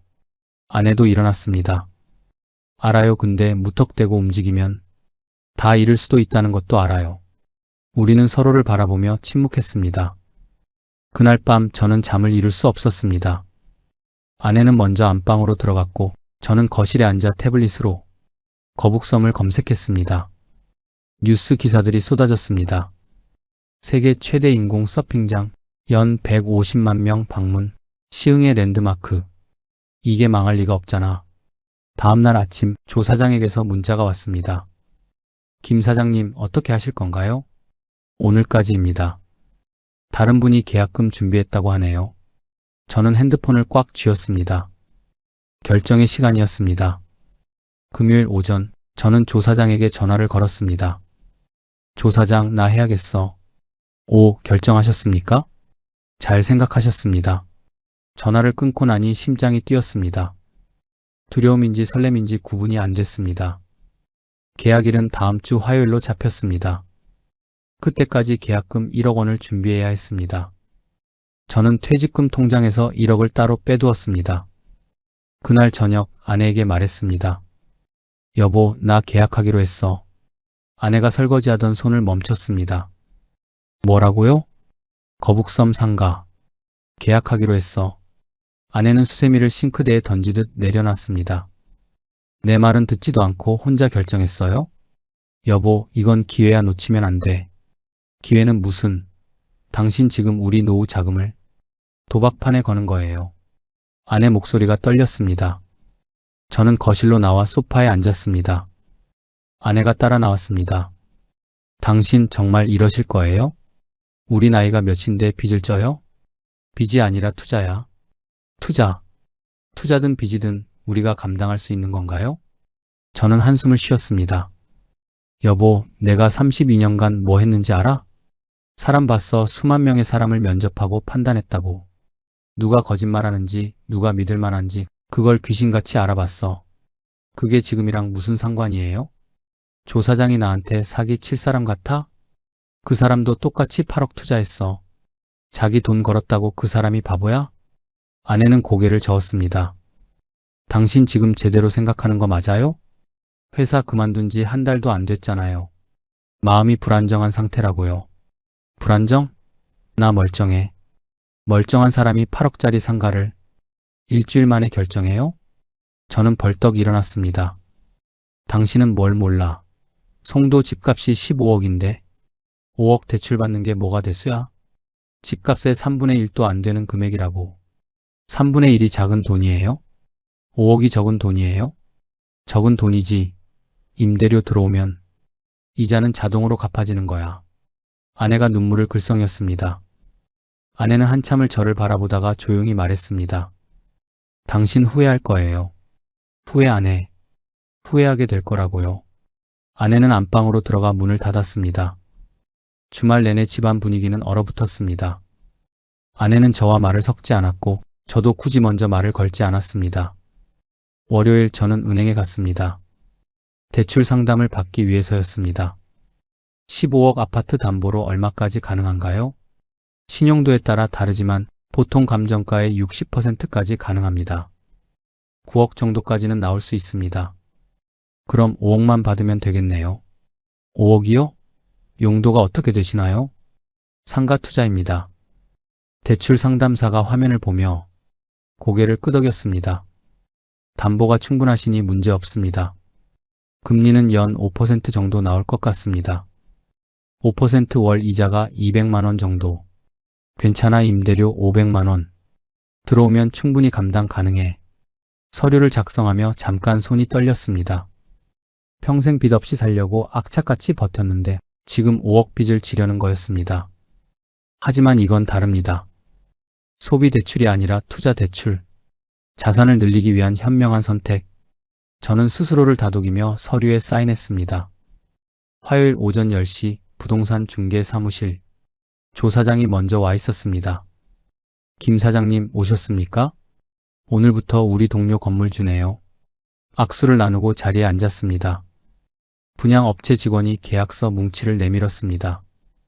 여기 확인하시고 서명해 주세요. 계약서를 넘기며 읽었습니다. 공급 금액 8억, 위치 1층 107호, 면적 33평. 계약금 1억 원 입금하셨죠? 네, 어제 입금했습니다. 확인했습니다. 그럼 중도금은 6개월 뒤, 잔금은 완공 시점인 내년 5월입니다. 중도금 2억, 잔금 5억. 혹시 임대 관련해서 도움 주시는 것도 있나요? 물론입니다. 저희가 프랜차이즈 본사들과 협의 중입니다. 완공 즈음에는 연결해 드릴 수 있을 겁니다. 어떤 프랜차이즈들이요? 대형 커피 체인점, 편의점, 패스트푸드. 여러 곳에서 관심 보이고 있습니다. 그 말에 안심이 됐습니다. 저는 계약서 맨 마지막 장에 도장을 찍었습니다. 도장이 종이에 닿는 순간 묘한 감정이 밀려왔습니다. 설렘과 불안이 뒤섞인 느낌. 축하드립니다. 분양업체 직원이 악수를 청했습니다. 조 사장도 제 어깨를 두드렸습니다. 김 사장님, 이제 우리 진짜 건물주입니다. 내년 이맘때 월세 받으면서 골프나 치러 다닙시다. 저는 웃으며 고개를 끄덕였습니다. 하지만 웃음 뒤로 약간의 떨림이 숨어 있었습니다. 부동산 사무실을 나와 차에 탔습니다. 시동을 걸고 핸들을 잡았는데 손이 축축했습니다. 왜 이러지? 좋은 결정한 거잖아. 집으로 가는 길 머릿속으로 계속 계산했습니다. 퇴직금 2억에서 계약금 1억 남은 돈 1억 5천만 원. 예금 1억 해지해서 중도금 2억 준비. 잔금 5억은 아파트 담보 대출. 월 이자 200만 원은 임대료로 충분히 커버돼. 완벽한 계획이었습니다. 집에 도착했을 때 아내는 없었습니다. 메모가 테이블 위에 있었습니다. 친정 갔다 올게요. 저는 소파에 앉아 계약서를 다시 펼쳤습니다. 제 이름 옆에 찍힌 도장을 보니 실감이 났습니다. 나도 이제 건물주구나. 고개를 돌려 창 밖 센트럴파크 쪽을 바라봤습니다. 45층 아파트에서 내려다보는 이 풍경이 1년 후엔 더 여유롭게 느껴질 거라 생각했습니다. 그날 밤 늦게 아내가 돌아왔습니다. 저는 거실에서 TV를 보고 있었습니다. 왔어? 아내는 대답 없이 안방으로 들어갔습니다. 저는 아내를 따라 들어갔습니다. 여보, 오늘 계약했어. 아내가 옷장에서 잠옷을 꺼내며 등을 보인 채 말했습니다. 알아요. 화났어? 화날 일을 당신이 만들었잖아요. 이해해줘. 우리 미래를 위한 거야. 아내가 돌아서며 저를 바라봤습니다. 눈이 빨갛게 부어 있었습니다. 당신 정말 후회 안 할 자신 있어요? 후회 안 해. 절대. 그럼. 됐어요. 당신 결정이니까. 아내는 화장실로 들어갔습니다. 저는 침대에 누워 천장을 바라봤습니다. 잘한 거 맞아 32년간. 사람 보는 눈 하나로 먹고 산 내가 이 정도 판단도 못할까? 하지만 잠이 쉽게 오지 않았습니다. 새벽 3시 저는 거실로 나와 창밖을 바라봤습니다. 어둠 속 공원이 고요했습니다. 1년 후면 다 웃으며 얘기하겠지. 여보, 당신 말이 맞았어 라고. 저는 그렇게 스스로를 달래며 소파에 앉았습니다. 그리고 그때는 몰랐습니다. 이 계약서에 찍은 도장 하나가 제 인생 전체를 빼앗아가 버릴 줄은. 2023년 5월 드디어 완공 예정일이 다가왔습니다. 지난 1년은 기다림의 연속이었습니다. 중도금 2억을 치르고 잔금 5억을 위해 아파트 담보 대출을 실행했습니다. 서류에 도장 찍을 때마다 아내는 한숨을 쉬었지만 저는 곧 다 끝나라며 달랬습니다. 완공일 전날 밤 저는 잠을 설쳤습니다. 내일이면 드디어 제 상가를 보는 겁니다.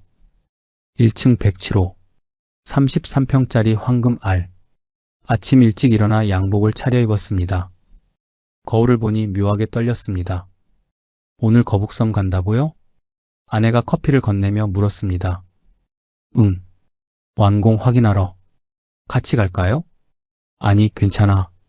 혼자 다녀올게. 사실 아내와 함께 가고 싶지 않았습니다. 만약 뭔가 마음에 안 들면 또 잔소리를 들을 것 같았으니까요. 거북섬까지는 차로 40분 거리였습니다. 라디오를 켰습니다. 경제 뉴스에서 부동산 침체 이야기가 나왔지만 저는 채널을 돌렸습니다. 상가는 다르지 입지가 중요한 거니까. 거북섬 입구가 보이기 시작했습니다. 주차장에 차들이 꽤 있었습니다. 서핑하러 온 사람들이었습니다. 역시 사람이 많네. 저는 기대감에 차를 주차하고 서핑장 쪽으로 걸어갔습니다. 인파가 제법 있었습니다. 젊은 사람들이 서핑보드를 들고 웃으며 걸어가고 아이들을 데리고 온 가족들도 보였습니다. 이 사람들이 다 잠재 고객이구나. 그런데 상가 쪽으로 다가갈수록 뭔가 이상했습니다. 텅 비어 있었습니다. 1층 상가 전체가 유리창으로 되어 있었는데 그 안이 다 비어 있었습니다. 간판도 없고 인테리어도 안 되어 있고 그냥 콘크리트 바닥만 덩그러니 있었습니다. 저는 107호를 찾아 걸었습니다. 제 상가 앞에 섰습니다. 유리문에 107호라고 쓰인 스티커만 덩그러니 붙어 있었습니다. 안을 들여다봤습니다. 텅 비어 아무것도 없었습니다. 심장이 쿵 내려앉았습니다.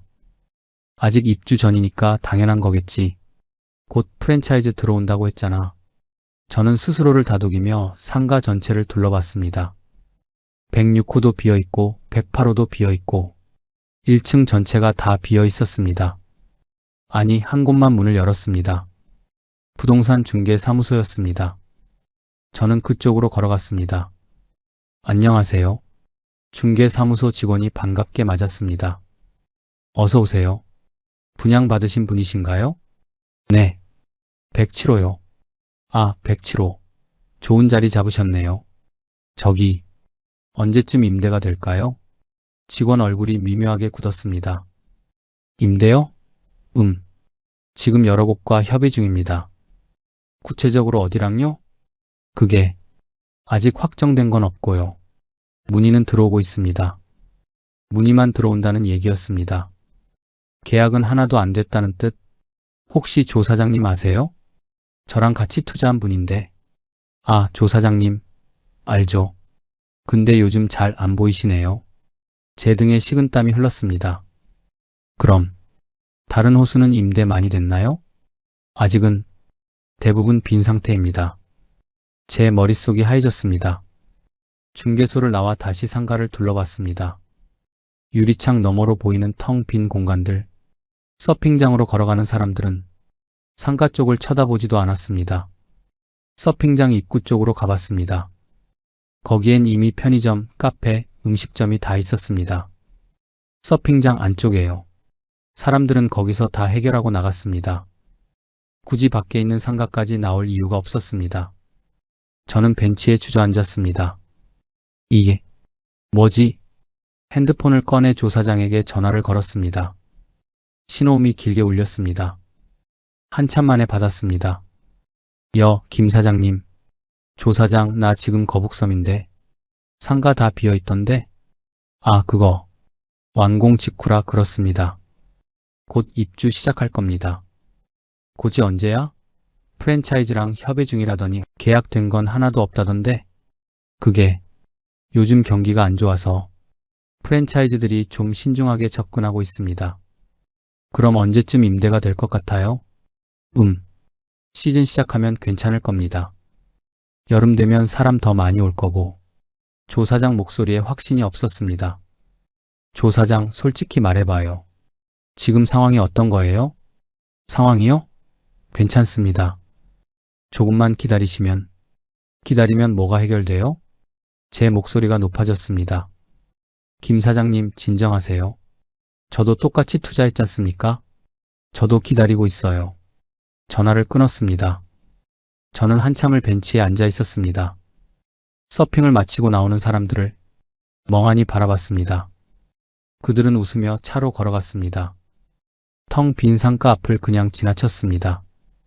해가 기울어질 때쯤 집으로 돌아왔습니다. 어땠어요? 아내가 물었습니다. 응, 좋더라. 거짓말이 입에서 나왔습니다. 임대는 언제 되는데요? 대형 프랜차이즈랑 계약 조율 중이래. 곧 확정될 거야. 정말요? 아내가 의심스러운 눈으로 저를 봤습니다. 그럼 걱정 마. 두 번째 거짓말. 그날 밤부터 불면증이 시작됐습니다. 6월 초 첫 대출 이자가 빠져나갔습니다. 대출 이자, 관리비, 각종 세금. 통장에서 한 번에 400만 원 가까이 빠져나가는 걸 보는 순간 현기증이 났습니다. 이게 매달 나간다고? 퇴직금 통장 잔고를 확인했습니다. 1억 좀 넘게 남아 있었습니다. 이 속도면 2년도 못 버티겠는데? 아내에게는 말할 수 없었습니다. 매일 아침 저는 양복을 차려입고 집을 나섰습니다. 어디 가요? 상가 좀 보러 임대 준비도 해야 하고. 또 거짓말. 실제로는 센트럴파크로 갔습니다. 벤치에 앉아 시간을 죽였습니다. 카페에 노트북을 가져가서 부동산 사이트를 뒤지기도 했습니다. 거북섬 상가 임대 관련 정보를 찾았지만 나오는 건 분양 광고뿐이었습니다. 오늘 뭐 했어요? 상가 청소하고 부동산 중개소랑 얘기 좀 했어. 임대는 언제 돼요? 다음 달쯤? 거짓말이 점점 자연스러워졌습니다. 7월이 됐습니다. 두 번째 이자가 빠져나갔습니다. 통장 잔고가 눈에 띄게 줄었습니다. 조 사장에게 다시 전화를 걸었습니다. 조 사장, 임대 소식 없어요? 아, 김 사장님. 저도 답답합니다. 근데 뭐 곧 되겠죠? 곧이 언제예요? 글쎄요. 가을쯤? 가을요? 네. 성수기 지나면 프랜차이즈들도 여유가 생길 겁니다. 말도 안 되는 소리였습니다. 조 사장, 솔직히 말해요. 이거 망한 거 아니에요? 망하다니요. 아직 시작도 안 했는데 시작을 못 하잖아요. 임대가 하나도 안 되잖아요. 김 사장님, 진정하세요. 제가 알아볼게요. 전화를 끊고 나니 손이 떨렸습니다.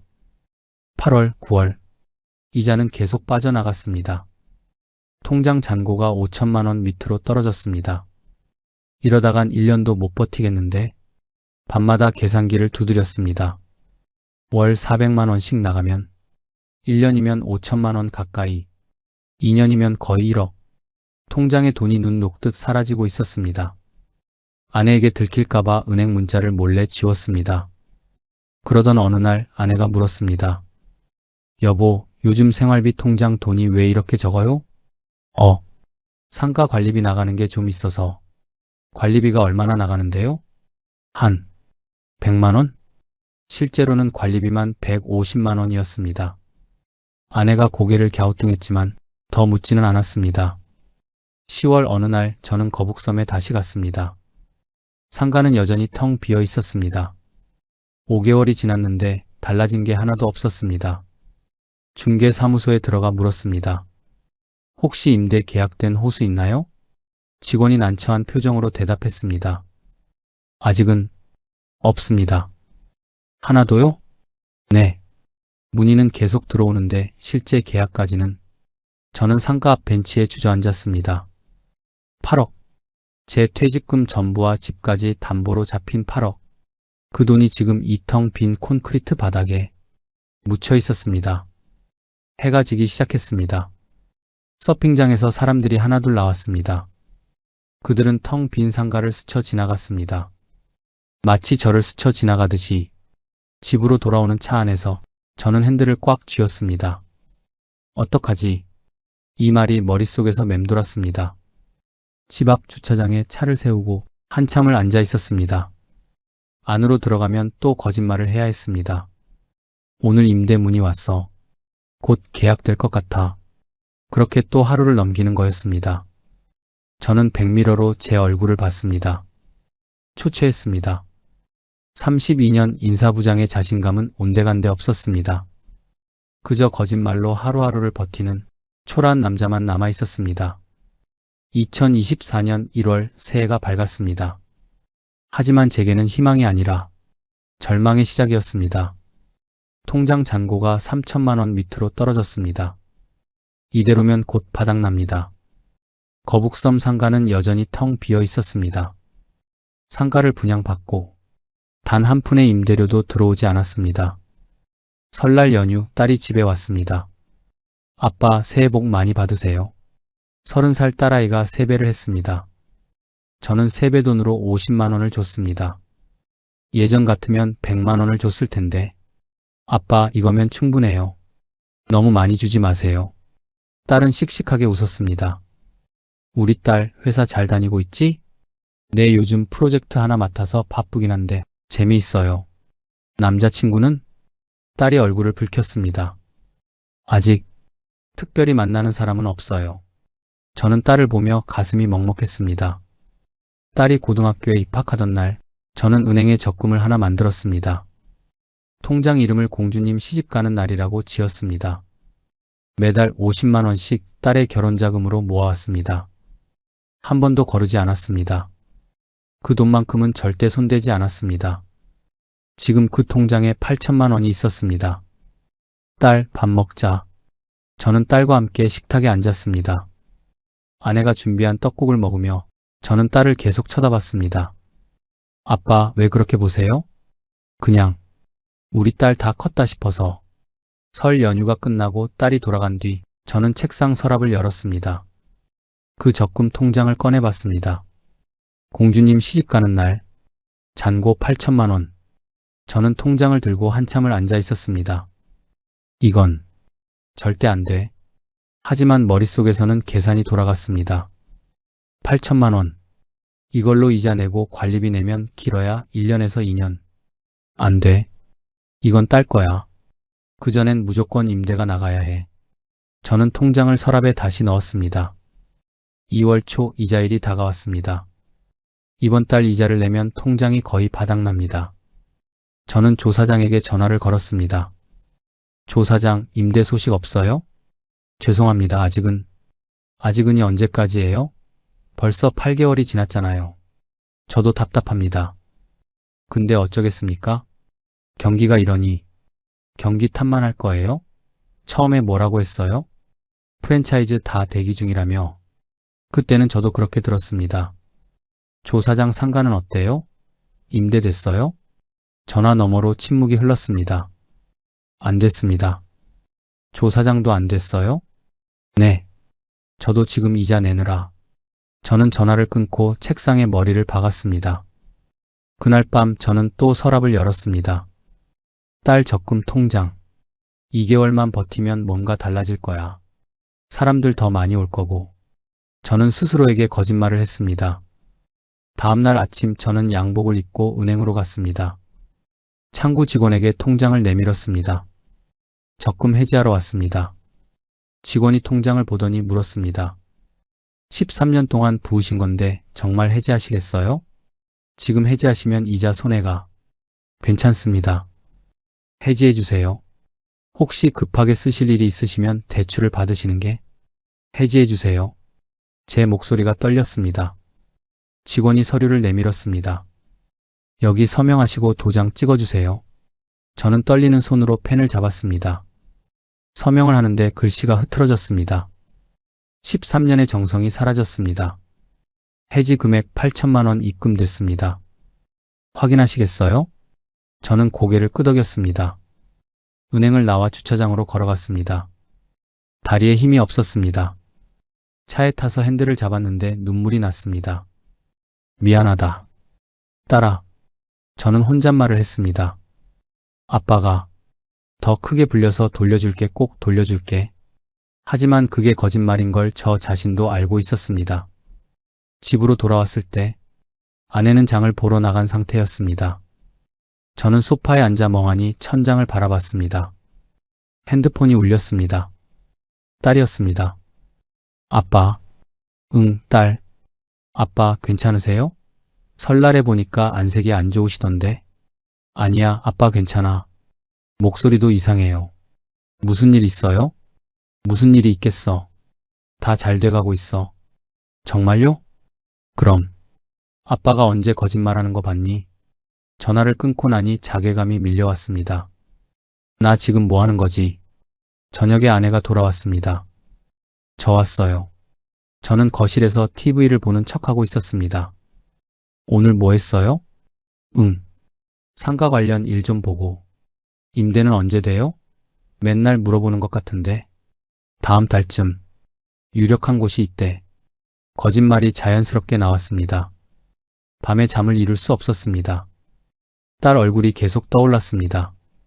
고등학교 입학식 날 교복 입고 웃던 딸.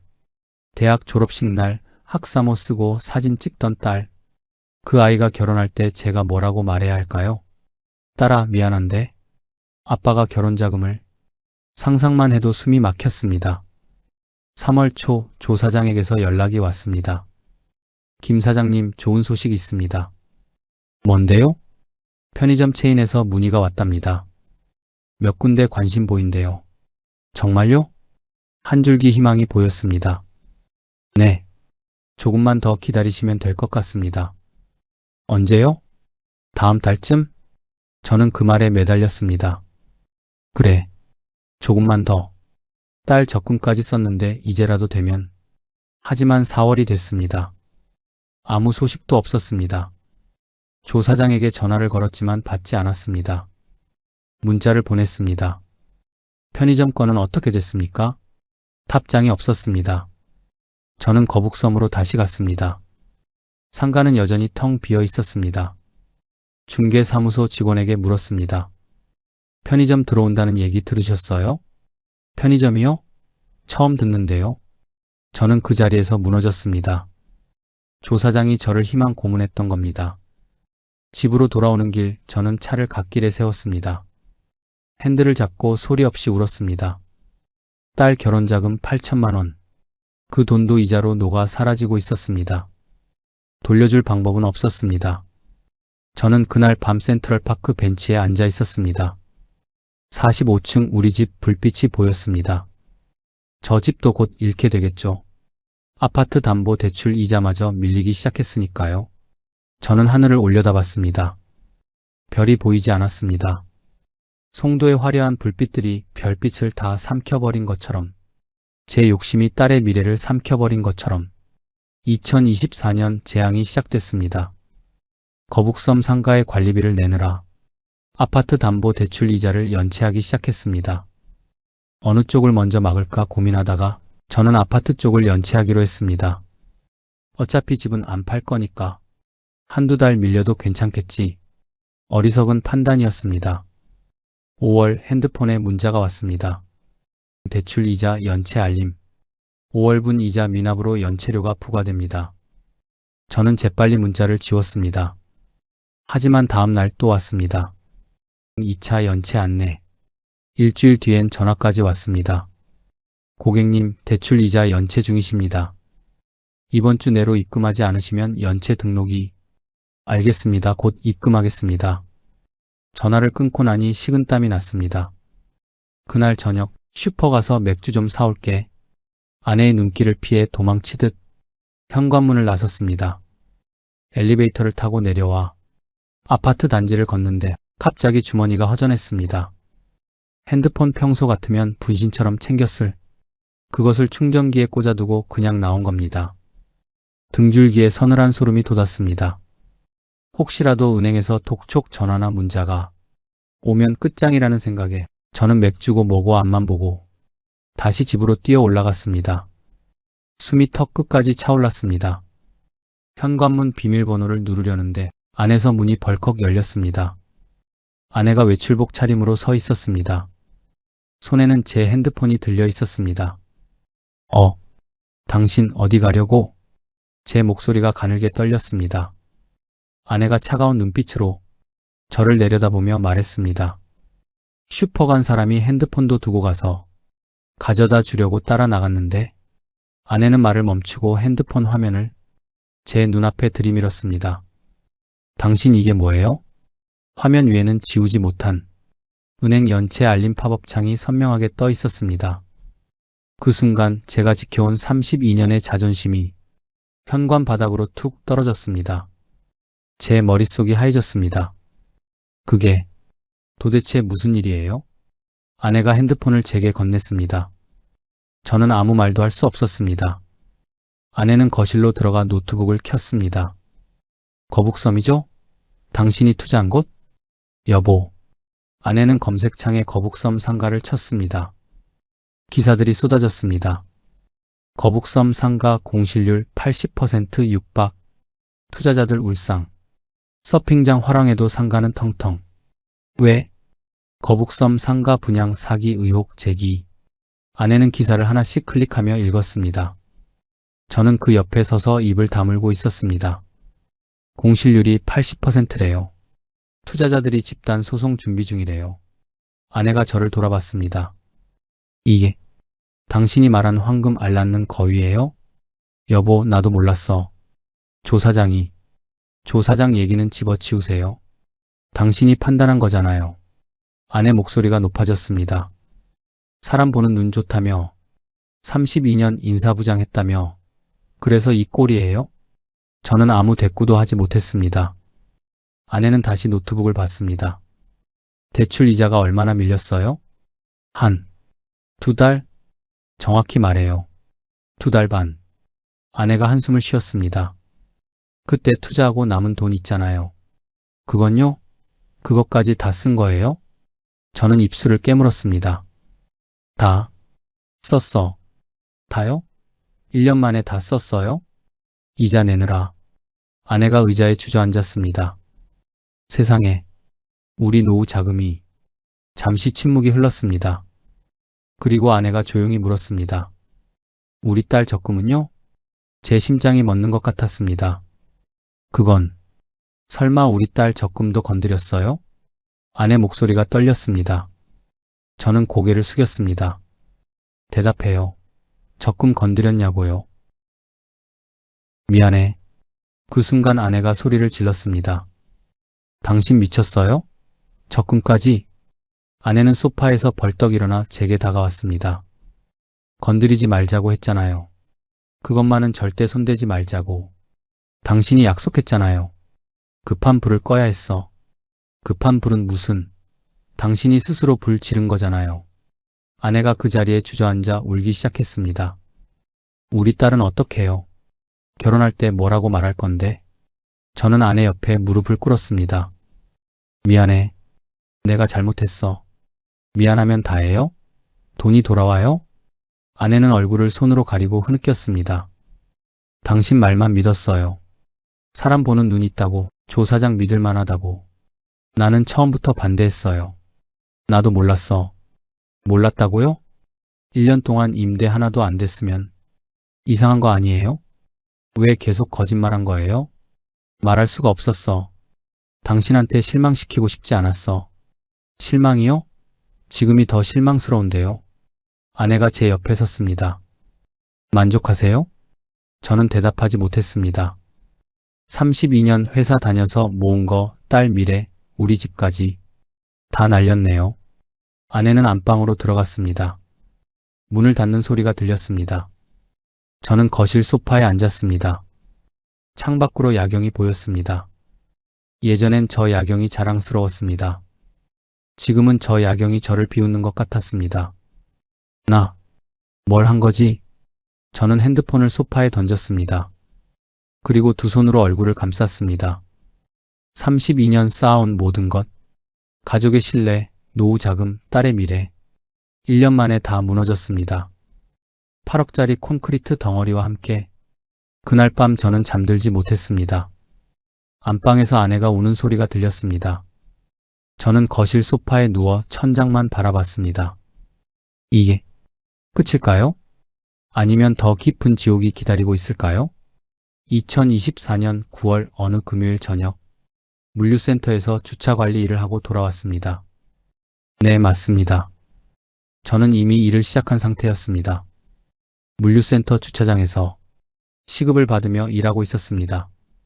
하루 10시간씩 32년 인사부장 출신이 조끼를 입고 경광봉을 흔드는 일. 처음엔 죽고 싶었습니다. 하지만 선택의 여지가 없었습니다. 연체된 이자라도 조금씩 메워야 했으니까요. 45층 아파트 현관문 앞에 섰는데 뭔가 붙어 있었습니다. 가까이 다가가 보니 법원 봉투였습니다. 인천지방법원 경매 예고 통지서. 손이 떨려서 봉투를 제대로 뜯지 못했습니다. 내용을 읽는데 눈앞이 캄캄했습니다. 귀하의 부동산에 대한 임의경매 신청이 접수되었음을 알려드립니다. 송도 아파트가 경매에 넘어간 겁니다. 현관문을 열고 들어갔습니다. 왔어요? 아내가 부엌에서 나왔습니다. 다툰 이후로 우리는 최소한의 대화만 했습니다. 이거. 저는 통지서를 아내에게 건넸습니다. 아내는 통지서를 받아 읽었습니다. 얼굴이 하얗게 질렸습니다. 결국 이렇게 되는구나. 아내는 통지서를 식탁에 내려놓고 주저앉았습니다. 어떡해요? 우리 이제 어디서 살아요? 저는 아무 말도 하지 못했습니다. 다음 날 옆집 아줌마가 저를 보더니 고개를 돌렸습니다. 복도에서 만난 아래층 주민은 수군거렸습니다. 45층 집이 경매에 넘어갔대요. 투자했다가 실패했다고 하더라고. 저는 고개를 숙이고 엘리베이터를 탔습니다. 거울에 비친 제 모습이 초라했습니다. 일주일 뒤 저는 법원 경매 사이트에 접속했습니다. 송도 아파트뿐 아니라 거북섬 상가도 경매에 올라와 있었습니다. 시흥시 거북섬 상가 107호, 감정가 8억 원, 최저 입찰가 6억 4천만 원 80%. 첫 경매일이 다가왔습니다.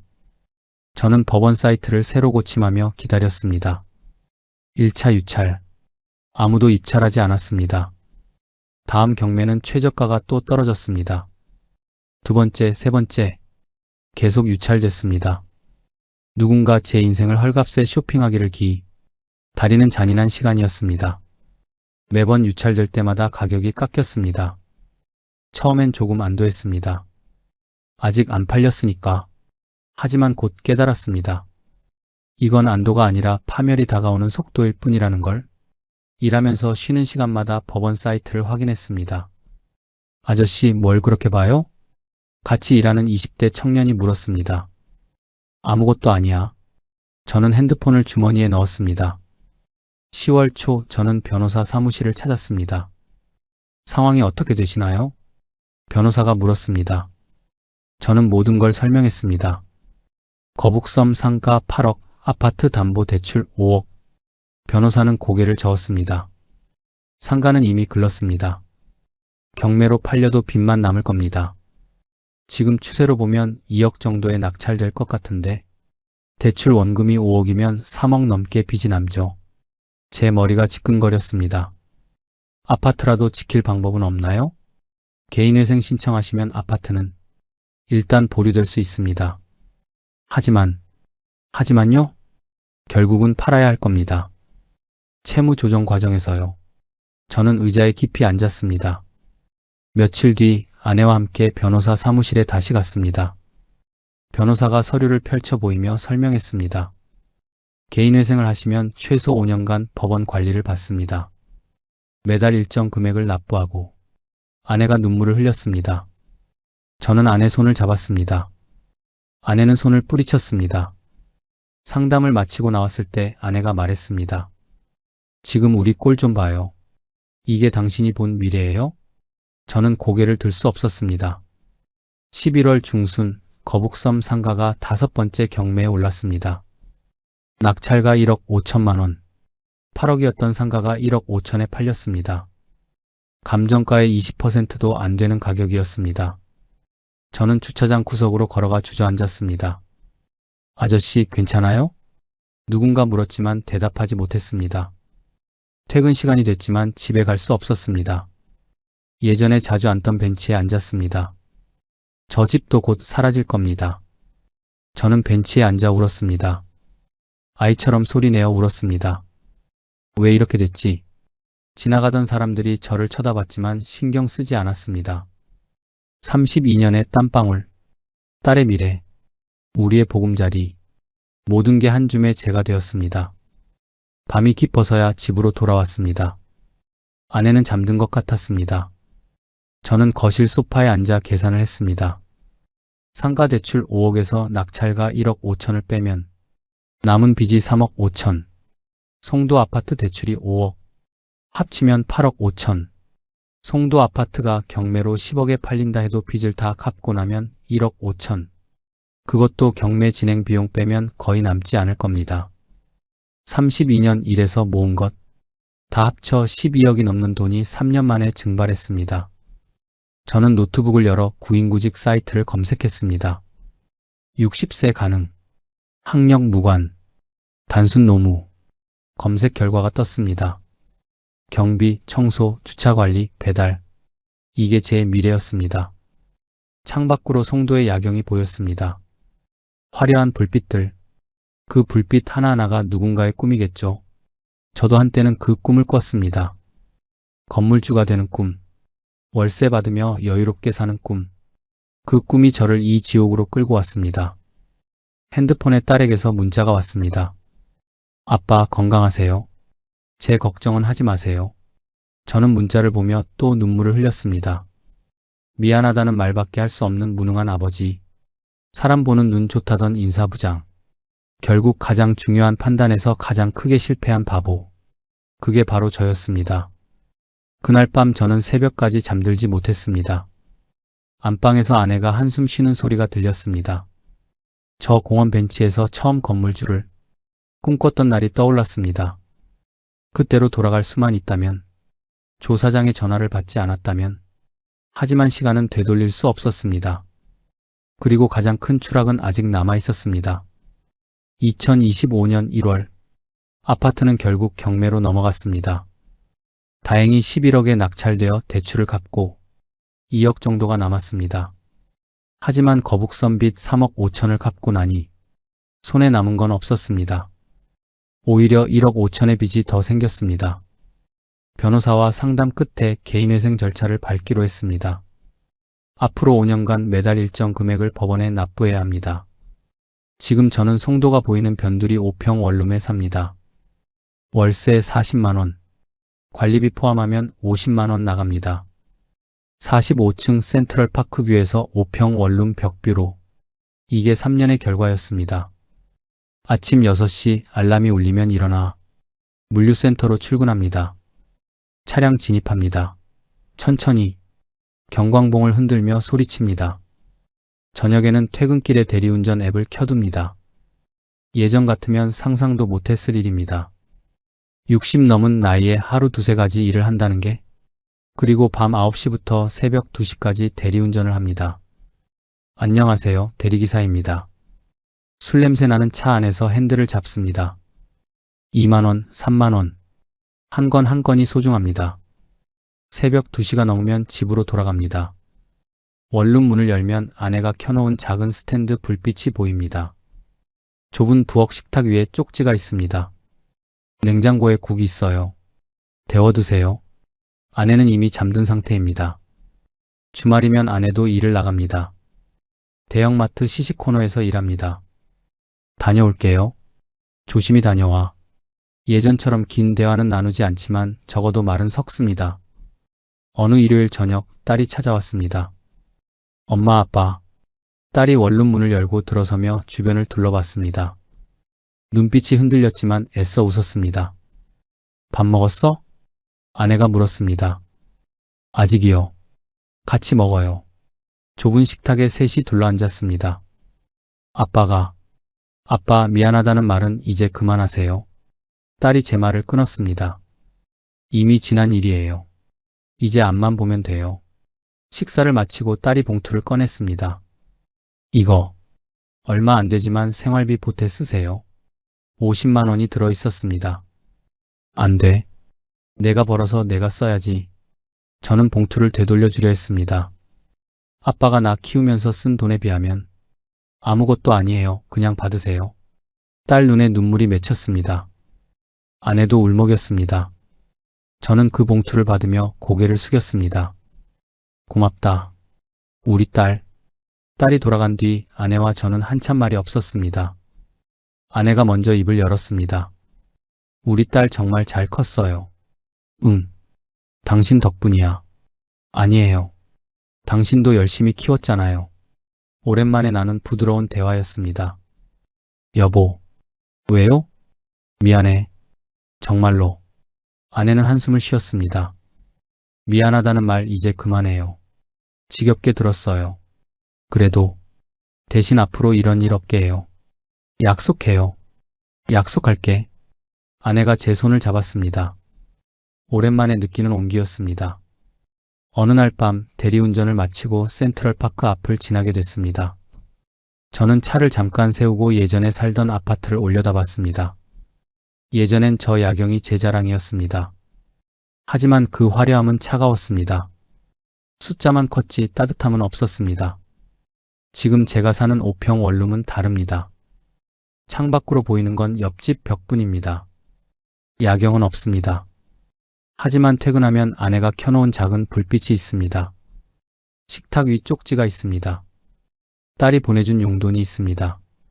그게 더 따뜻합니다. 저는 이제 알았습니다. 인생의 진짜 자산은 아파트 평수가 아니라는 것을, 통장 잔고의 숫자가 아니라는 것을, 건물주라는 허울 좋은 타이틀이 아니라는 것을, 진짜 자산은 이 지옥 같은 시간을 함께 견뎌주는 가족이었습니다. 제가 바닥까지 떨어졌을 때도 떠나지 않은 아내, 모든 걸 잃은 아버지를 원망하지 않는 딸, 그들이 제 진짜 재산이었습니다. 32년간 쌓은 게 3년 만에 무너졌습니다. 하지만 진짜 중요한 건 무너지지 않았습니다. 가족은 여전히 제 곁에 있었습니다. 건물주의 꿈보다 가족과 함께하는 현실이 더 값지다는 것. 60이 넘은 나이에 다시 시작하는 게 쉽지 않습니다.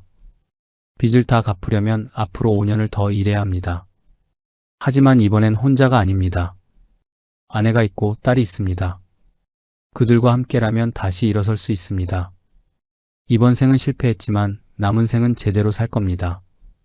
욕심내지 않고 가족을 지키며 발밑을 보며 그렇게 한 걸음씩 소박하지만 따뜻하게, 그것이 바닥까지 떨어진 제가 배운 인생에서 가장 값진 교훈이었습니다. 이 이야기는 저 한 사람만의 이야기가 아닙니다. 어디선가 지금도 누군가는 같은 유혹에 흔들리고 있을 겁니다. 부디 저와 같은 실수를 반복하지 않으시길.